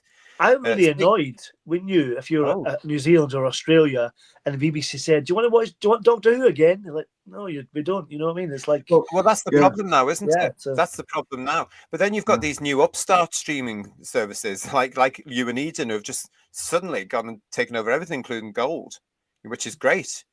But there must be equivalents over abroad, because they've got much bigger services than we have, haven't they? Still, so I mean, surely a newer channel that came up would think Doctor Who used to be a hit. We'll have the original stuff with Pertwee and Baker, especially because people would go and watch that. Surely, yeah. Even though we've all got it on the physical, always get the physical stuff in anyway. You've got to, in case they start preening it. You know what certain people are like. I've kept all my DVDs, even though I've got the Blu-rays. So yeah, exactly. Yeah. Stephen O'Neill saying, would it go back onto BBC America? Is that still going? Stephen, is it still there? I thought it stopped. I did as well. I don't know why, but yeah. Oh, there we go. And Mudcrap is saying, ABC iView Australia just had a quick look. Seems you can get all the new Who from pre-Disney, but can't see any classic hero episodes. Oh. Okay. They must have plans, no doubt. Yeah. Maybe it's like Brexit. They just need to make deals and negotiate, contracts with all these different companies. I hope it's not like Brexit, but that'd be awful if it is. One thing we need to, the BBC Studios need to get bloody savvy and start earning the money again, because if they want to keep this thing going, they've got to rely on the original series, as we know, as much as a new series, and they've got to go back and apologize in a sense and get a good professional deal done with everybody else, especially ABC Australia, who they crapped on from a high height. Oh God, yeah. And I wouldn't blame them if they didn't want to reshow it, because they've been treated really badly. Yeah. I mean, Australia was like a second home for Doctor Who, wasn't it? Let's be honest. Incredible. Yeah. Well, they could say we'll show it, but you're not going to get a fraction of what we paid for it before. Yeah. And do you know what? I'd probably take a deal. Yeah. Yeah. Get it back on at least. Exactly. Get the fan base back. Yeah. And then look at it and they within have 3 or to 4 years. understand. They have to look at it and work out. And I mean, even they should be able to manage it. They have to work out, why is the classic still so popular? Because in 30, 40 years' time, people aren't going to be watching Aliens of London or Rose or anything that hack's churned out, because we know it dates so much. It's dated already. Even the Gatwa stuff, Series 2, is dated because it's last year. Whereas the classic stuff just isn't. And it's because it was made with so much better standards. They didn't have the money, they didn't have the technology, but they had the will and they had the professionalism to make it to such a high standard. Yeah. Most of the time. And that counts for so much more. Storytelling. Yeah. Exactly. A lot of you pointing this out in the chat as well, actually, everybody. We've got Sheila B in the devotion saying to us, Doctor Who isn't on Eden now. I noticed that. I think it's on a break because they were showing it several million times a day. Yeah. And they've been through everything about 3 times anyway. More. Not be just daily, but they've done those episodes 3 times over the past months. Yeah. Jumped a few stories. Yeah. Minkin too is saying, I have always said that the iPlayer should host the entire BBC back catalogue of BBC shows. That would also sell abroad. The BBC could offer, I think, the iPlayer as a subscription service to those out of the UK. There's some extra revenue. Why they haven't done that yet? Why they're not looking into that? I've no idea. Well, Alfie Jack says, I'm in Algarve, Portugal. Oh, very nice. Lovely. I have a box to watch worldwide television, but cannot get iPlayer without VPN and don't bother. Well, good for you, Alfie. But nice to hear from you over in lovely Portugal. Yeah, lovely. Someone mentioned in the chat, and it's just gone. Hartnell's Ghost mentioned that, if you wanted to launch BBC iPlayer globally, then all the sort of legacy UK contracts, so all of those deals with the Musicians Union, with Equity, all of that stuff would have to be renegotiated and stuff. It would be incredibly complicated. But if that's the way of keeping the BBC afloat, but there's ways to be careful. That's not the last time I ever got junked because they had to negotiate stuff, and it's all too expensive. Let's junk it instead. But there's ways and means, and you do selections first. So you would do your big hitters, Doctor Who, Top Gear, original stuff. That's how we do. I mean, the BBC's 100 years old. There's also radio stuff.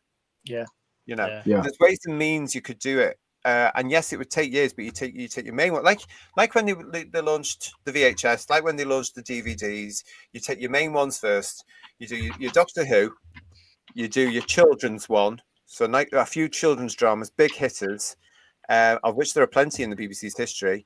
You do comedy, Fawlty Towers, the big hitters there. You do what else? Sport, possibly.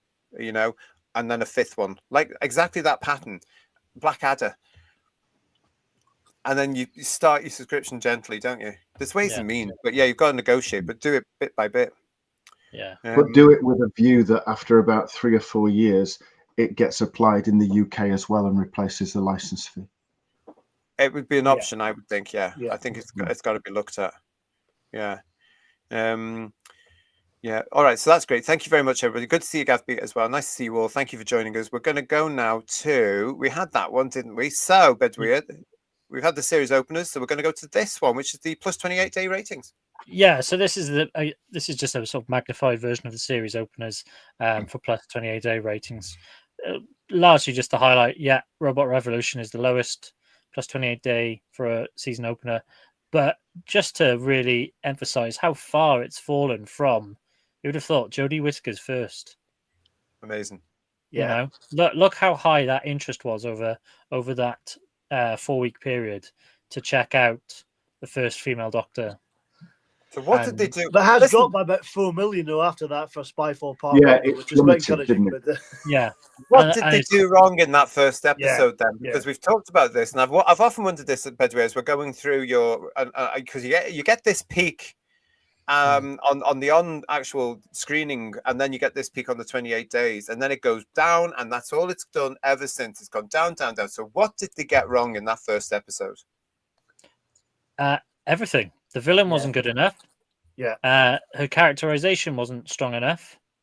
And the cast of characters around weren't were really dull. Properly rounded or interesting enough for people to come back the following week. And Bradley Walsh was completely wasted. Really, really was. Yeah, because he's a very good actor. I love that thing. Remember that a UK Law and Order, which was based on LA. Law and Order. Yeah. In fact, it was the same script. Chibnall was on that as well. He worked on that, Did he? Yeah, he worked on that. That's how he met Walsh. Yeah. Why you would have a season opener on which so much hinges, and your alien is your big baddie is some blue guy with enemy's teeth stuck in his face. Yeah. Wow. It always blows my mind. Yeah, he was like a kind of vicious Smurf, wasn't he? That was the thing. Yeah, and the first sign of his power was when he destroyed some bloke that threw lettuce in his face from a burger. Known as I think kebab guy. I think he was credited in the program or something like that. Yeah. Wow. White kebab guy as well. Probably, should have been. Yeah. That was setting the trend. But I mean, it was ridiculous, wasn't it? But I think it plummeted because of all the things that Bedweer said. But also, people just realised, it doesn't work with a woman. The general public saw through it right from the very start, and I think there's a large element of those ratings that were very similar to why there's a tailback when there's an accident on the other carriageway. People are just slowing down. Morbid fascination to see it. That annoys me. And then you just accelerate away, never to look back again. And that's what this was like. Morbid fascination. Right. It was how much can they balls this up? That curiosity factor of, they're doing it with a woman. Oh, okay. I'll have. It's not very good. And I can't. Yeah, as you say, the Tim Shaw nonsense. Like if you've been a Doctor Who fan, and that's the first villain you pull out of your arsenal of things you've dreamt up over the years. That's a choice phrase there, but we have to say. Paul was thinking exactly what I was thinking. Yeah, a lot of people telling me what went wrong with that first episode. Thank you very much. It's one that I will never watch, of course. But yeah, and also I'd like to say hello to Alex Batt, who's saying to us, why are people so bloody harsh on this show? Well, because we deal with reality. The thing is, Alex, we're fans, and we've seen our beloved show pulled to pieces and destroyed because, you're free to disagree with me. What I've just watched over 2 years, or 3 if you count that Tennant nonsense with what was her name, Catherine Tate. It's not Doctor Who. That was no way Doctor Who. They have dismantled the character from the Timeless Child onwards, and then RTD comes along and puts together this queer version, which is rubbish, nonsense. The Doctor is not like that. The Doctor is not gay. He's not straight. He's an alien. He's a Time Lord from the planet Gallifrey in the constellation of Kasterborous, and he should be written like that. And he shouldn't have any interest in any human romantically or sexually. This is what my problem with the Eccleston series one, and then again with all the lovey-dovey crap with Tennant, which was making me sick by the time Doomsday came around. So that's why. Guys, do you want to react to Alex and say why we're being what he calls is harsh rather? You look at the episode that's just gone, a grand season finale. All right, you look at Planet of the Spiders episode 6, Logopolis episode 4. Look at Inferno 7. Look at Demons episode 5. Season climaxes and everything else. Look at all of those, and then look at that Gatwa one again, and tell me it's the same series. Tell me that it is as good. Tell me that it tells as good a story as all those stories do. And 1, I think you'll be lying, and 2, I don't think you can do it.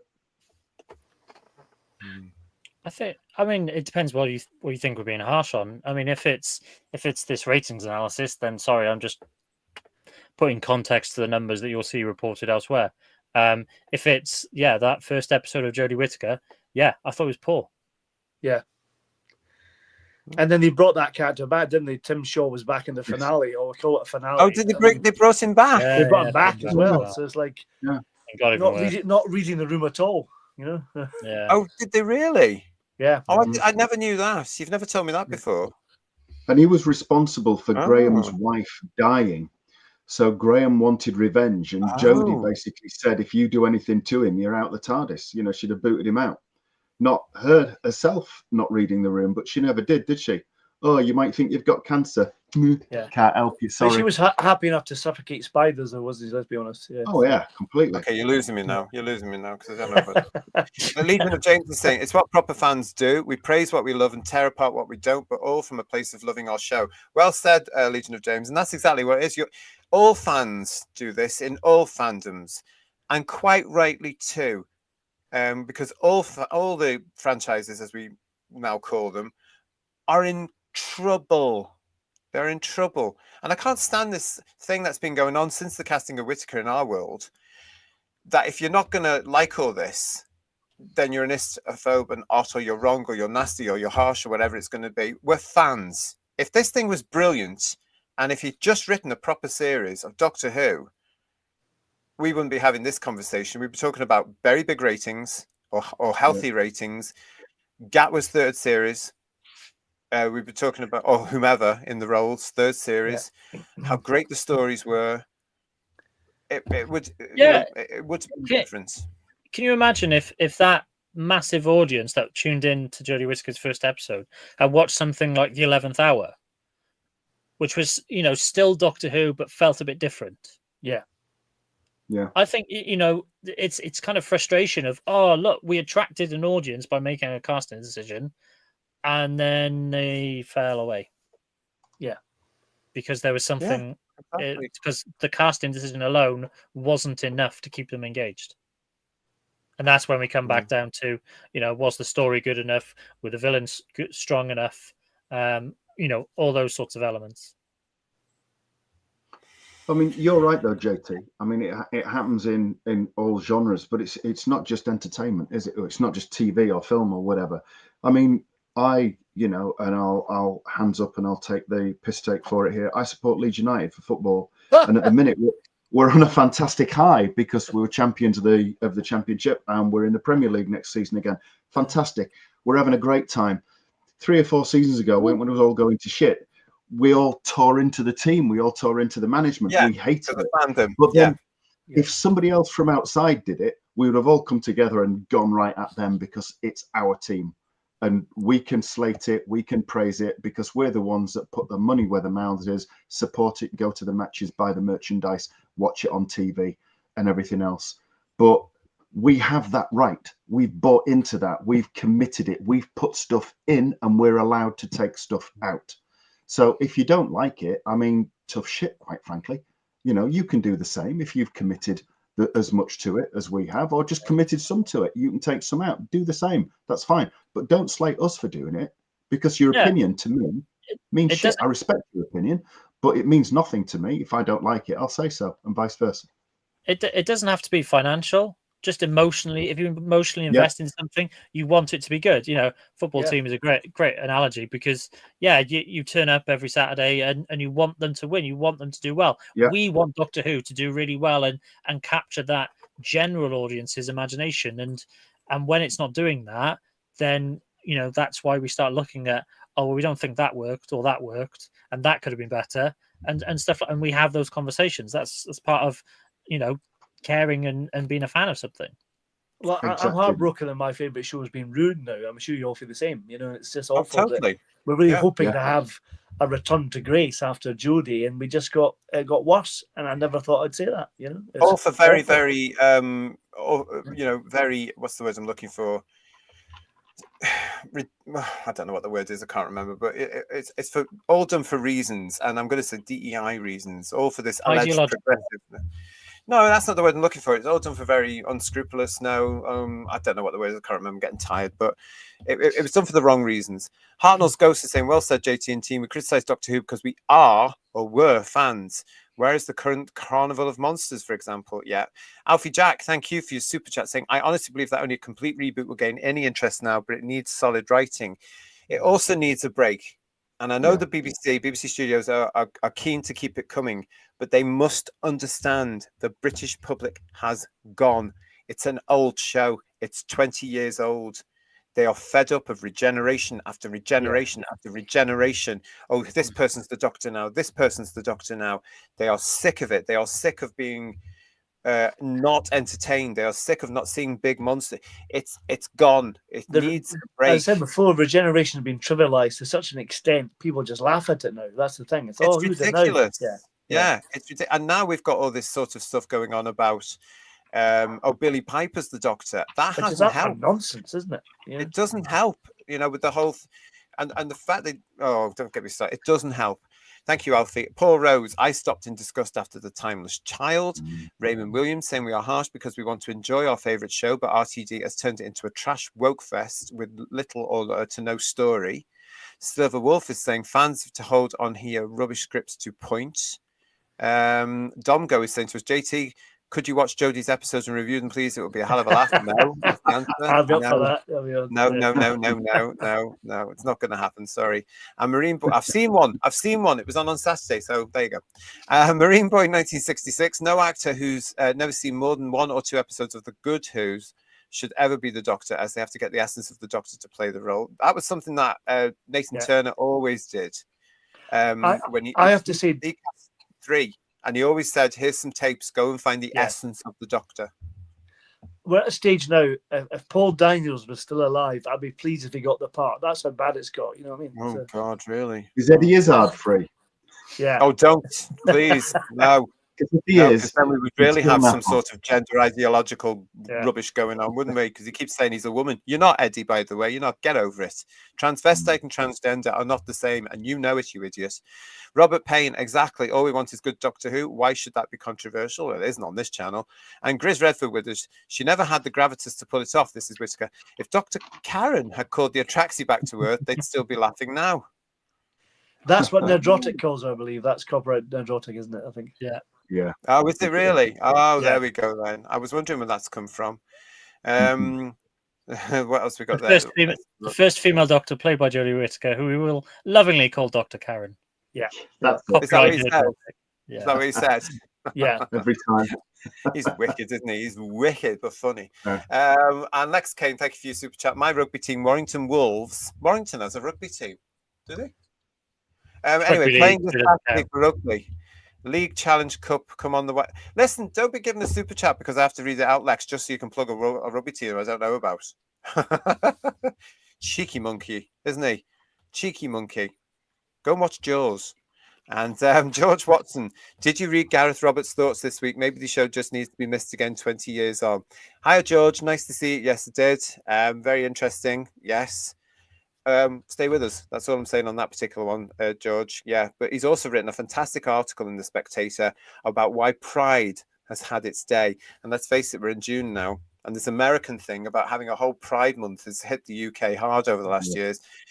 This is where all these ideological, idiotic companies start to change their logos for the progressive flag, that TQ cult flag.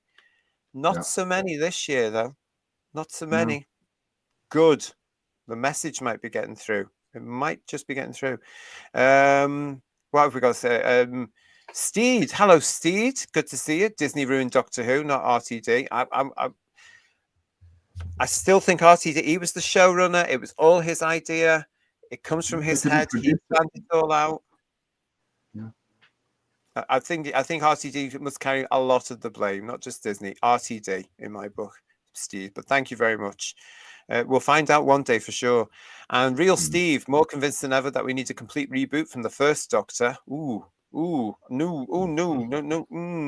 Maybe from 7, possibly even 8. Not from not. You just don't call it the first Doctor. Yeah. I see what you mean. Yeah. The fact that we numbered them. Yes. We were making a rod for our own backs, really. I think. Yeah. I would quite happily see everything from 2005 just ignored, not retconned, just ignored, and carry on from McGann. I would quite happily, or carry on with McGann for a bit. I would quite happily see that. Paul, you can pay me later. I will do. The checks on the post, Ian. Yeah. Yeah, I see what you need. I mean, I've said that for ages. If RTD had the balls, he could have started with First Doctor day one back in 2005. But you know why he didn't he? You know why he didn't? Because he didn't have the balls to do it. Because it had to be number 9. It had to be the 9th incarnation. Oh, this is a continuation because he's a fan, right? And therefore geeky. And then the other reason was so we all came along. But had he done that, it wouldn't have mattered when they gender swapped. It wouldn't have mattered if they brought in Joe Martin. It wouldn't have mattered if they brought in John Hurt. Oh, I remembered the name. Oh, I'm impressed with myself. You'll be watching it next. Yeah, twice. Or 3 times maybe, yeah. No. Shannon, thank you for your super chat, Shannon. Lovely to see you. I would just like to see Doctor Who become the sci-fi show I used to love. Leave the agendas outside the TARDIS door. Yeah. That's where we're all at, Shannon. It really, really is. Thank you for that. But you said it really well. That's what we all want. Because there's so many good stories still, guys, isn't there, out there? Yeah. In Doctor Who. Right. Okay. So where are we up to on that one? So that was that bit with the 28-day ratings. Now we come to something a little bit special for us as well, because Bedouia, you've been busy this week looking at the cinema, haven't you? I have indeed. Box office takings for the week. Because of course this thing was on with Wish World at various cinemas across the country, wasn't it? It was indeed. It's the 4th time that a modern episode of Doctor Who has been, I guess the term is simulcast into UK cinemas. So yeah, we're going to look at those numbers and see how much money, because this is down to money. How much money did Doctor Who make over the cinema box office? And as we can see from this, so it's the light blue portion of the pie chart on this. In this case, it actually made slightly more money than The Legend of Ruby Sunday, so £381,725, which is up £17,372 from last year. So yeah, I guess that's a plus. But bear in mind that last Saturday was actually at a much more convenient time, whereas The Legend of Ruby Sunday and Empire of Death was something like an 11 p.m. start, so that the episode, it was later. The episode Empire of Death started at midnight when it was available on the iPlayer and around the world, etc. So for a much more convenient time slot at 6 o'clock, it's not made a massive amount more, and it still made less than Deep Breath and a long way behind The Day of the Doctor in 2013. What I can't believe is that people actually paid to watch Wish World for a second time. That's incredible, really.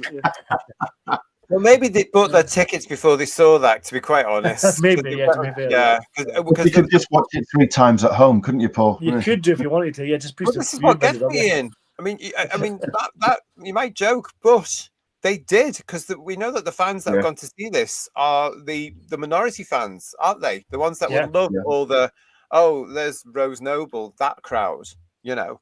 And why was he in it? Why was he in it? No point in being there, was it? I can make a point at how transphobic Conrad was, because he was. Oh, I see. Wasn't it? Oh, well, you don't exist in his world. Yeah, you could possibly be imagined in his mind or something like that. Yeah. Oh, right. Yeah. So but they would have bought the tickets straight away, and then when Wish World was broadcast, they would have watched it 3 or 4 times to try and understand what was going on. You know. So they've come out of the cinema. Well, I think Emilio did that, didn't he? Because he knew the story quite well, didn't he? So bless him. Yeah, and then they would have gone to watch if they got to the cinema to watch the reality war and have that experience, and they've gone home to watch it again to try and fathom out what was going on. You know. Okay. Yeah. So that's not as much as they were expecting. Then I'm sure. Probably not. For context, it was the 8th highest grossing film, broadcast, whatever, for the UK box office over that 3-day period of the weekend. The 8th. 8th. Right. But bear in mind that is a one-off screening at one time, whereas things like at the top is Lilo and Stitch, Mission Impossible, and 2, the new. I loved Mission Impossible. That was a great film. The new Karate Kid. Those have multiple screenings throughout a day over the so it's not too bad for a one-off showing. But for context, when Legend of Ruby Sunday Empire of Death, that was actually 4th in the box office. Day of the Doctor was 3rd, but 8th is the same as what Deep Breath managed on that weekend. We've got Andrew here. Thank you for your super chat, Andrew. I guess that the BBC didn't have hopes because in the past it would be put out here in US theatres with souvenir popcorn buckets. Really? Mm-hmm. Really? Was it? I didn't realize they were doing them in the States as well. Or maybe I did, and I've just forgotten it because I wasn't that interested. Well, Day of the Doctor was a global cinema event. Of course it was, yeah. Yeah, I mean, these figures are just the UK because that's all we can go from. But it has. It's a shame that none of the others have. Was that 1.7 million just the UK or the global take? By the way, sorry. Yeah, that's just UK. Wow. Can I just put into context as well that although the Day of the Doctor was shown in the cinemas on the 23rd of November, it was also on the television, and it still got great ratings. Yeah. So it shows just how many of the not-wees tuned in to see Doctor Who's 50th anniversary story, because the series was in a much better position then. Yeah, Thank you, Thor Behind, for your super chat. I think it was in more cinemas this year, and ticket prices were likely to be higher. Yeah, we'll come to that in a second. Just to pick up on your point, Ian, really quickly. So the Day of the Doctor was 3rd in the box office that weekend, behind the Hunger Games, Catching Fire, whichever one that was, and Gravity. And it was just under 1.8 million, and that's from a one-off screening. So massive takings, and for a one-off screening over a weekend to put it 3rd, really did connect. We've got Adamoth in the chat with us as well, saying hello. Where is my madman in a blue box? Dark, inviting, dangerous yet loving. I want him back. You're not alone, Adamoth. You're not alone. P. Ferrara is there with us as well, saying, did it do well in the cinema? That's what we're just looking at now, my friend. Rose, hello, Rose Kirby. I don't have a TV license. That's the reason why I went to the cinema. You can beat your cinema screen or the company. Okay. And Steed is with us saying, to people in the chat as well as ourselves, you all don't understand what a showrunner is. Well, I would dispute that and say, actually, I do very well. Okay. I know exactly what a showrunner is. Assumption, that really, isn't it? It is. But... And Steve, I would say to you politely, a showrunner is there to make sure that the show he or she is running, i.e. producing, should be bringing in millions of people and entertaining people. It shouldn't be used as a political platform for that person's very warped viewpoints. Even putting in pronouns into his first episode, pushing in unnecessarily a trans character who saves the universe because the character is trans. What a load of old shit, quite frankly. And in this country, the United Kingdom, the Supreme Court has now detailed that episode, in effect, is a lie. So there you go. But that's the showrunner's responsibility, is to actually produce something which entertains millions, not just a minority. And he failed. I would also counter argue. Sorry, JT. I would also counter argue to Steed that he possibly doesn't know what a producer and a script editor is. Which RTD needs. He needs very strong script editors now. I guarantee you, Steed, that this crap he's writing, which goes into production this summer now, for Channel 4 next year, will be angry, it will be bigoted, it'll be one-sided, it'll all be about the TQ cult messaging. It will get at the Supreme Court judgment of reality. It will get at anybody else. Look how he tried to erase J.K. Rowling in Wishworld. That's it. It's going to be a very angry drama for which the show business industry and the critics will go, oh, this is wonderful, it's marvelous. They'll be denying reality. And I will be here to talk about it. I'm not going to watch the crap, but I'll judge it already. It's going to be rubbish, and it's going to be extreme left-wing ideological nonsense, because that's what we've just had in Doctor Who. Lightly. I've got no time for him, Steve. I'm sorry. I don't like him. I think he's poison. No. Duncan the Funky Evans is saying to us, Disney finally have something that did worse in UK cinemas than Snow White. I haven't looked at the Snow White figures. I should have done that. And there we go. I probably did better than that. Okay, so let's move on to your next graph. So we had that one there, which was the weekend growth. So just to pick up on this one and the point made by the super chat. So when I was looking at tickets, mulling whether I could be bothered to go and watch this, I saw tickets that were around £13 or £14. I'm sure people probably had different experiences and paid different amounts. But if we work on a basis of £14 a ticket, that equates to 27,266 tickets. If it was £13, 29,364 tickets. So we're looking at maybe 30,000 tickets sold based on that weekend gross and the prices that I had seen anyway. So it's not going to make a massive. We can't say that the overnight rating was hampered by hundreds of thousands of people in the cinema. Is basically my point. Okay. Right, next one is this one. This is the number of cinemas. And again, someone pointed this out before. He was in quite a few cinemas. He was actually in more cinemas than Day of the Doctor was, which really surprised me. That was ambitious, wasn't it? Yeah, 458 cinemas carried the two episode finale. My local Cineplex, should we say, had it across 2 screens. Neither was sold out. They were fairly busy, but they weren't sold out. But that was over 2 screens, so a bit of interest. It surprises me that it does, as I say, it is more than watched Day of the Doctor, or we're happy to screen it. And it's obviously, you can tell, an improvement on last year. But we've already mentioned that it was at a much more convenient time of day, and cinemas were perhaps less, less reticent to screen it because it's not at 11 o'clock midnight with a potentially near 1 a.m. finish time for their poor staff. Exactly. Okay, so we'll move on to your final graphic now. But because it was in more cinemas, that meant that the site average actually dropped.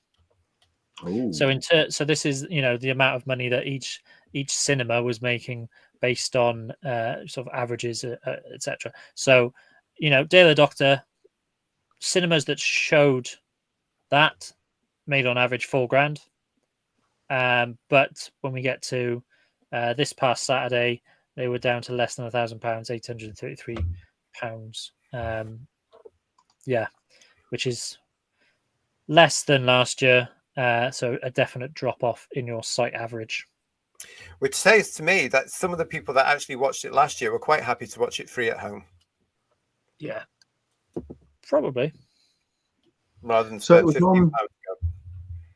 on almost 200 more cinemas than the previous Gatwa finale, but made only 17,000 or so more. Something like that. What was the numbers again? I can't remember. 276 versus 458. So nearly 200 more screens, more cinemas, and only made a little bit more. That's interesting business sense. Of the first season didn't do very well, but they put it in more cinemas based on the probably ratings from last season. That's a bit bizarre, isn't it? I don't think it was a BBC Studios decision. Obviously, they made it available, and it was on the cinemas themselves as to whether they wanted to screen it. And I think okay, that's going to go on 6 o'clock on a Saturday evening. Yeah, we can accommodate that. Whereas last year it was, the show's not going to start till 11. Then it's not going to finish till near 1 o'clock in the morning. No, we're not going to screen that. So I think there was less of that kind of conversation of no, we're not happy to screen it, and the willingness to show it was probably more this year than it was last year, based purely on the timings. And again, that iPlayer Disney deal that we moaned about quite rightly last year. Yeah. Well, there you go. So there's the facts and figures that we have up to date. Thanks again for that, Bedouia. That's quite all right. I said I'd come back and talk about the box office numbers, and there you are. There we are. In nice shiny graphs that you can all understand, and 7H to your friends. Exactly. No, great. Thanks for that. That's brilliant. We're going to move on now to that trailer now, everybody. Yeah, let's see. I wonder how many, well, this is going to do the ratings. I wonder if they're going to put this on at the cinema. I don't know, because we are talking about the trailer for the next thing, the war between the land and the sea. This touted in fandom alleged spin-off that is coming along, which apparently features this, which we have been led to believe is a sea devil. I don't think it is. I don't think it's either. I don't think it is now. I think this is something new. There is a shot of something else, isn't there? That's either wearing a mask like the Silurians did, or is a different that. Yeah, that creature there. That's probably a sea devil. If it's a sea devil, yeah. But it still looks shit, doesn't it, compared to an actual sea devil? Yeah, I think the whole thing about this is they've done what they did in Moffat's time with the Chibnall thing, where it's another variation on the species, so they don't have to go and do monsters, which is what we want in Doctor Who and its spin-offs. We want monsters. I don't think this is. I think this is going to be a cousin of the Sea Devil, another one. The mask itself reminds me of the mask that the Silurians wore in the Chibnall thing. Remember, for Matt Smith. Yeah. So I reckon that could come off. I don't know, because again, it's giving away certain things. I mean, that does look like Lex was mentioning earlier, Aquaman. Yeah, it does. Yeah. And I think this is where the inspiration may have come from, to be quite honest, everybody.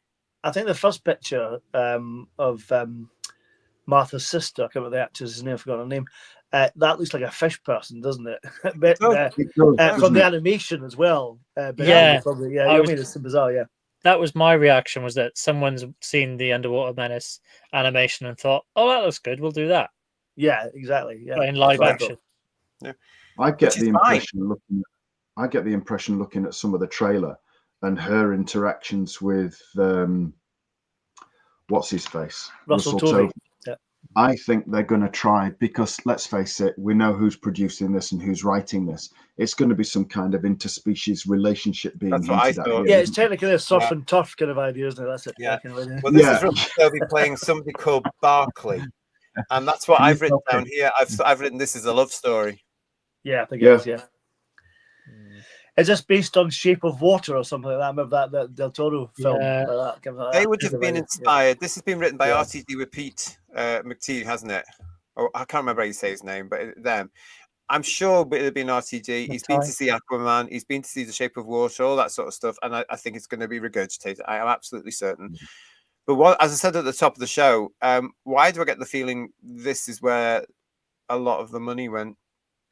Well, it looks quite glossy, I have to say, and it's got. I mean, I'm going to be disappointed, I know, by watching it, but it had more of a kind of sci-fi kind of vibe to it, more than Doctor Who had. We had the last season, you know what I mean? So, but it's going to be crap. I know it's going to be crap, but it's got more a vibe for me I might quite like it, but I'm going to be disappointed. You know what I mean? I know I've been burnt before, you know. So. I mean, are we working on the assumption that if there is some kind of relationship being hinted at here, and she is quite clearly a female fish character, isn't she?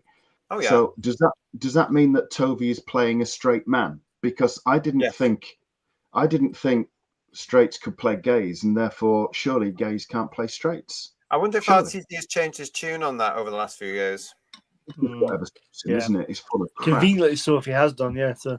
Yeah, but we've got to remember as well that Mr. Tovey is part of the clique. Yeah, he's been in Doctor Who before.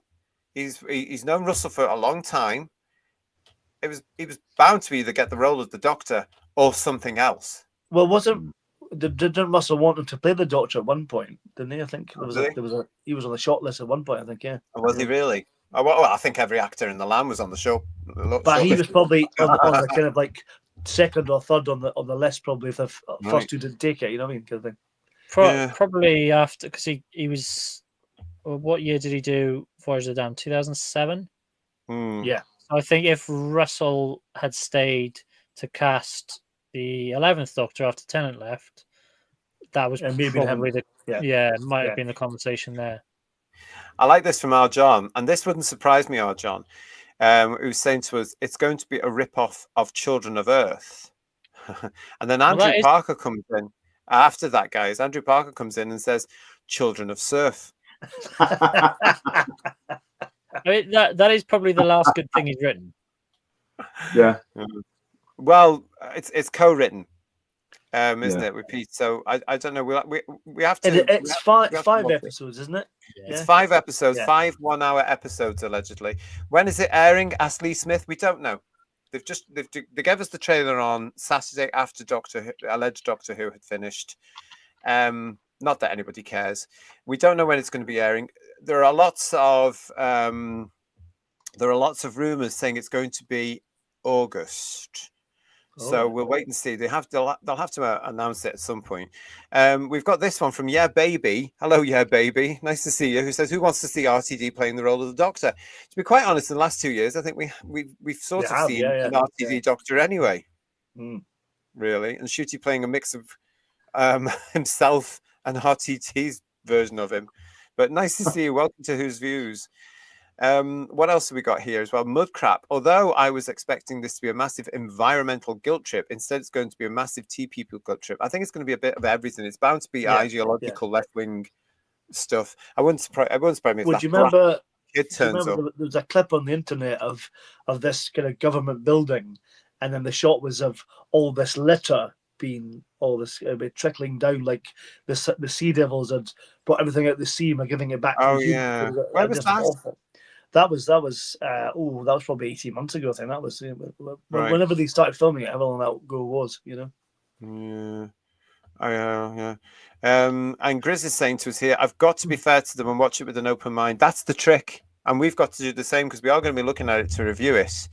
So yeah, we've got to do that. We've got to put our experiences with the last 2 years of Doctor Who aside and look at it as a brand new show, because it is. It's going to be hard to do that, though, to be honest, isn't it? I mean, after the last crap we've had, honestly, really. Yeah, because it's still him, you know.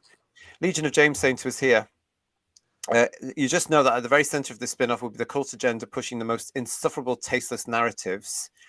PTA saying to us, will the man from Atlantis turn up? Oh, I used to watch that. When I was a kid, PTA, and that was on here, I must have been about 7 or 8 when it was on. I used to love that.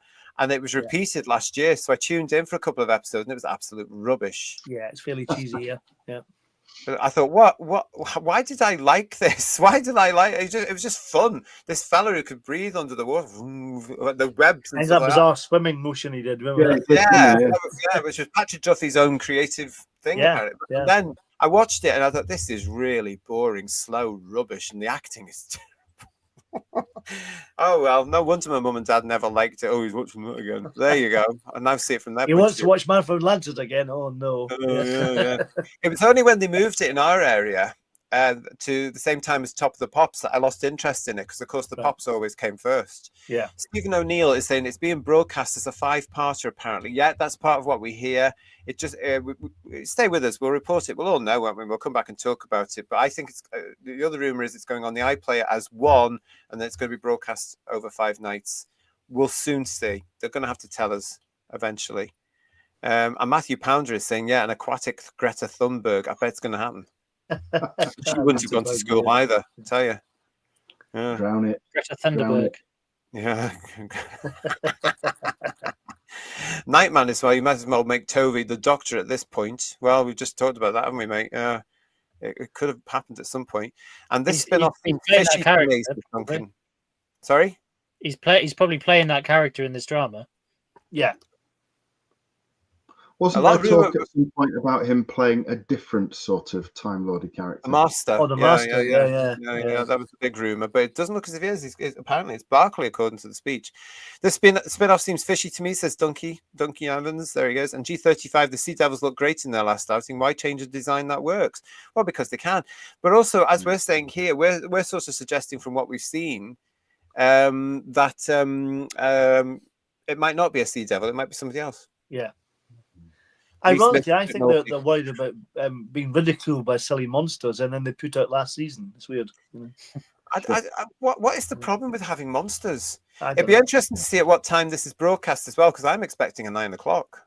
That's what I was thinking. Yeah, definitely adult kind of post-watershed type thing. Yeah. There is one thing that got me, I'll bring it up here. This looks,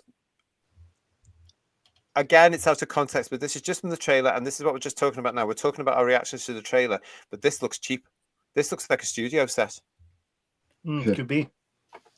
Well, I was going to say the shot of the helicopter. If you watch all the way through, it's really bad CGI. You can really tell that that's not a real helicopter. I think this is going to be similar plate shots of It just looks like some of the stuff they used in Boom. I was just going to say that. Yeah, you're right. Yeah. If you take the sea out of the way, if you take the sea out of the way, though, it looks like the setup for when they were expecting the spaceship in Close Encounters.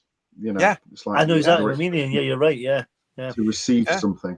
Yeah, but it just does look like one of these new sets that they tend to build near a tank somewhere. It looks like I'm not slagging off the old Bond 70s Bond stuff, but you know that super bass stuff. It looks like it looks like it's been done on the Bond soundstage. That's what I'm trying to say. But we'll soon find out, won't we?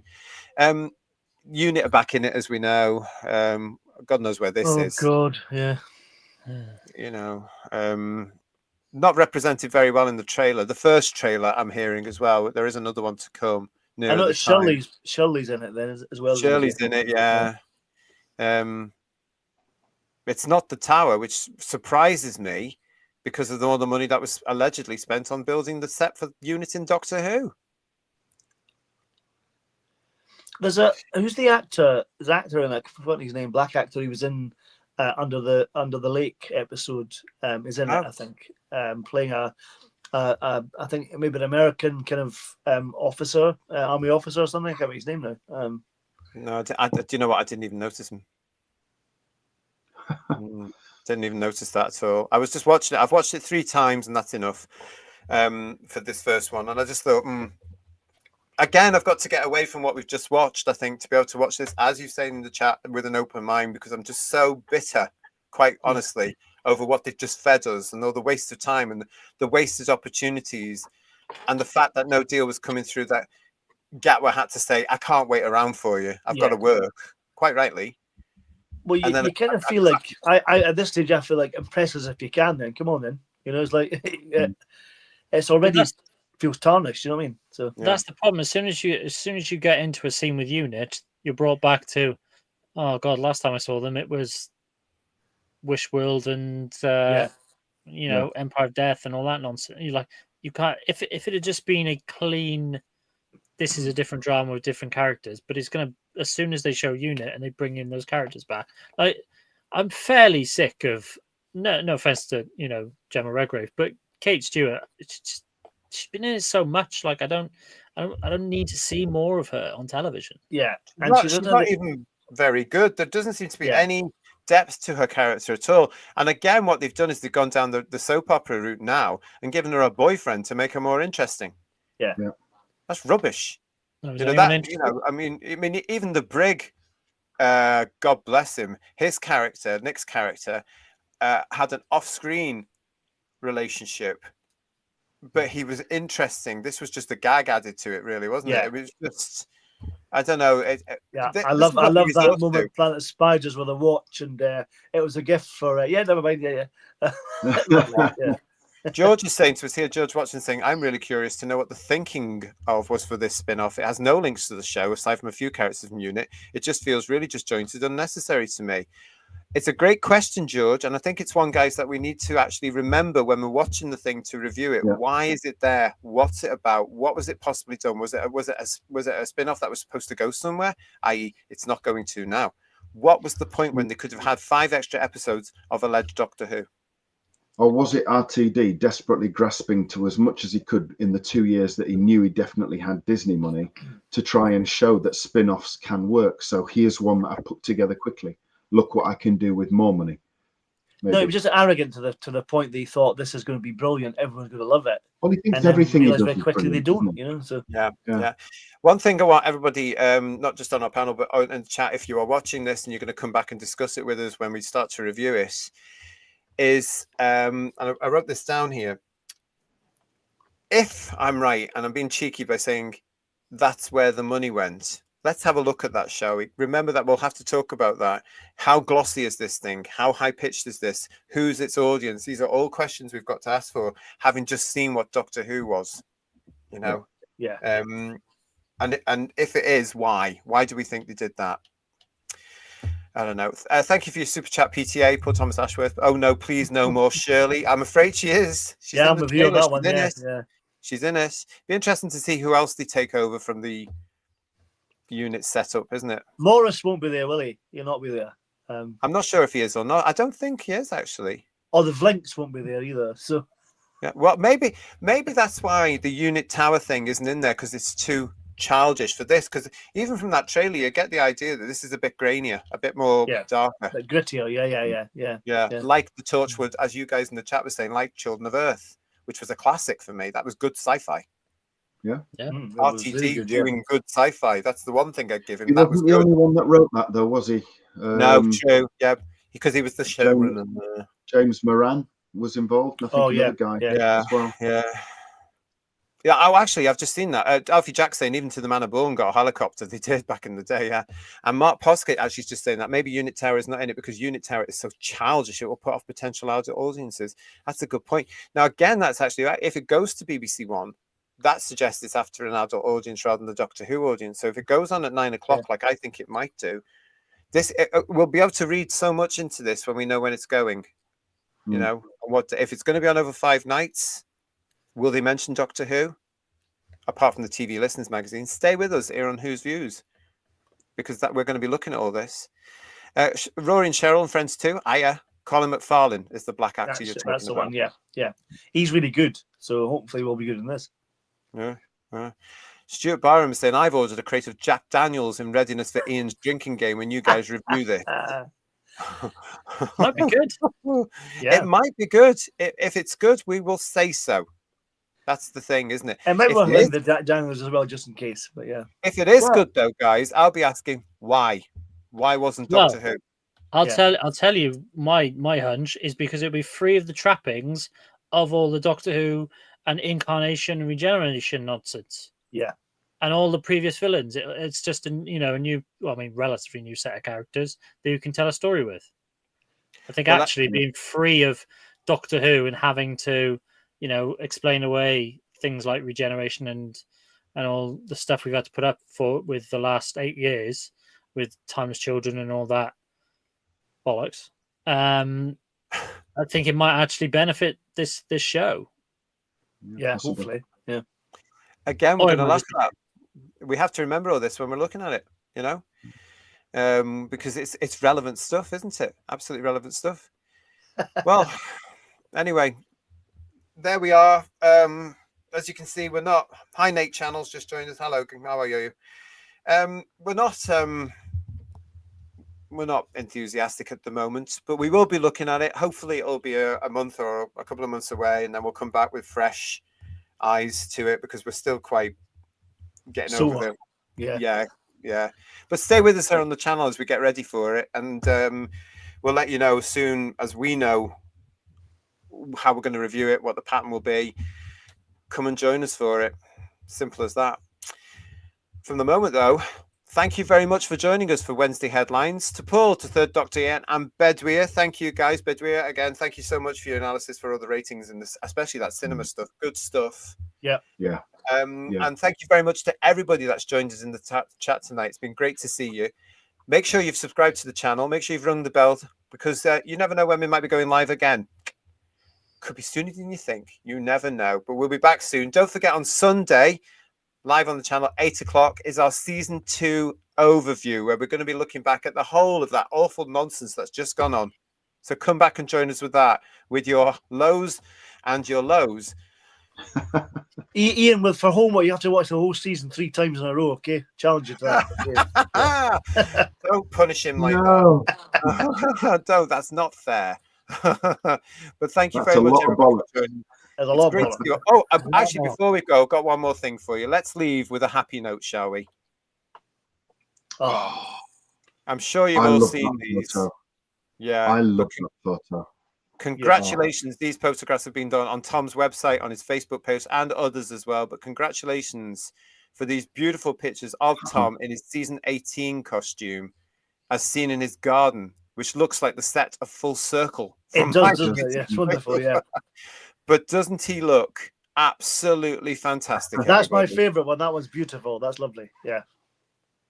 And he's still pulling off the scarf and the jacket like nobody's business. Now that, everybody, is the Doctor. Oh, it really is. You know what? I mean, he might be 92 now, 91, 92, and just in those photos, that speaks more Doctor Who and the character and the essence of the Doctor in those photos than we've seen on TV in the last 7 years.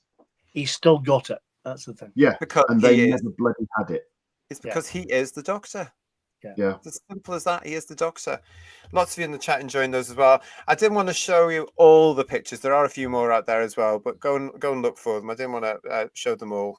But Domgo is saying, love that. God bless you, Tom.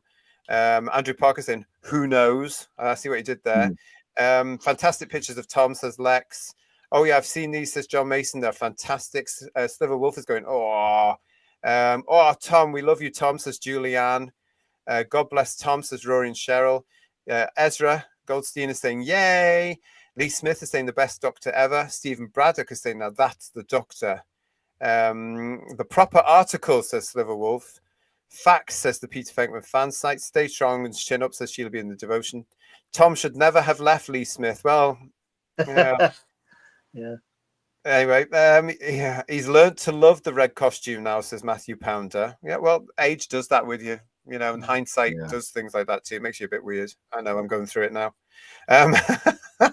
Still the Doctor, says Raymond Williams. I want to watch Leisure Hive now, says Duncan Evans. Oh, this is lovely. Bless you, Tom, says Jason Parker. Tom is a legend, from Derek Hart. Tom the Goat, says Steve Henley. Alex Bat saying a great Doctor. SM. Hello, SM. Tom Baker is my favourite Doctor. Shannon Mills is saying the best. Gosh, he's looking well. Love you, Tom Baker, says Sheila B. The Doctor, says Alfie Jack. So much love for Tom, as there should be. Shelley is saying to her, Shelley Engels, saying, oh, I miss Tom. So do I these days, I tell you. Yeah. You could reel that man on set now and do an episode with him. It'd get bloody huge viewing figures with a good script. You know, yeah. My Doctor, says Paul Rose. Join the club, mate. Join the club. Lots of you there with lots of love. He should get an OBE, says Derek Hart. I think he turned that one down, didn't he? I think he did.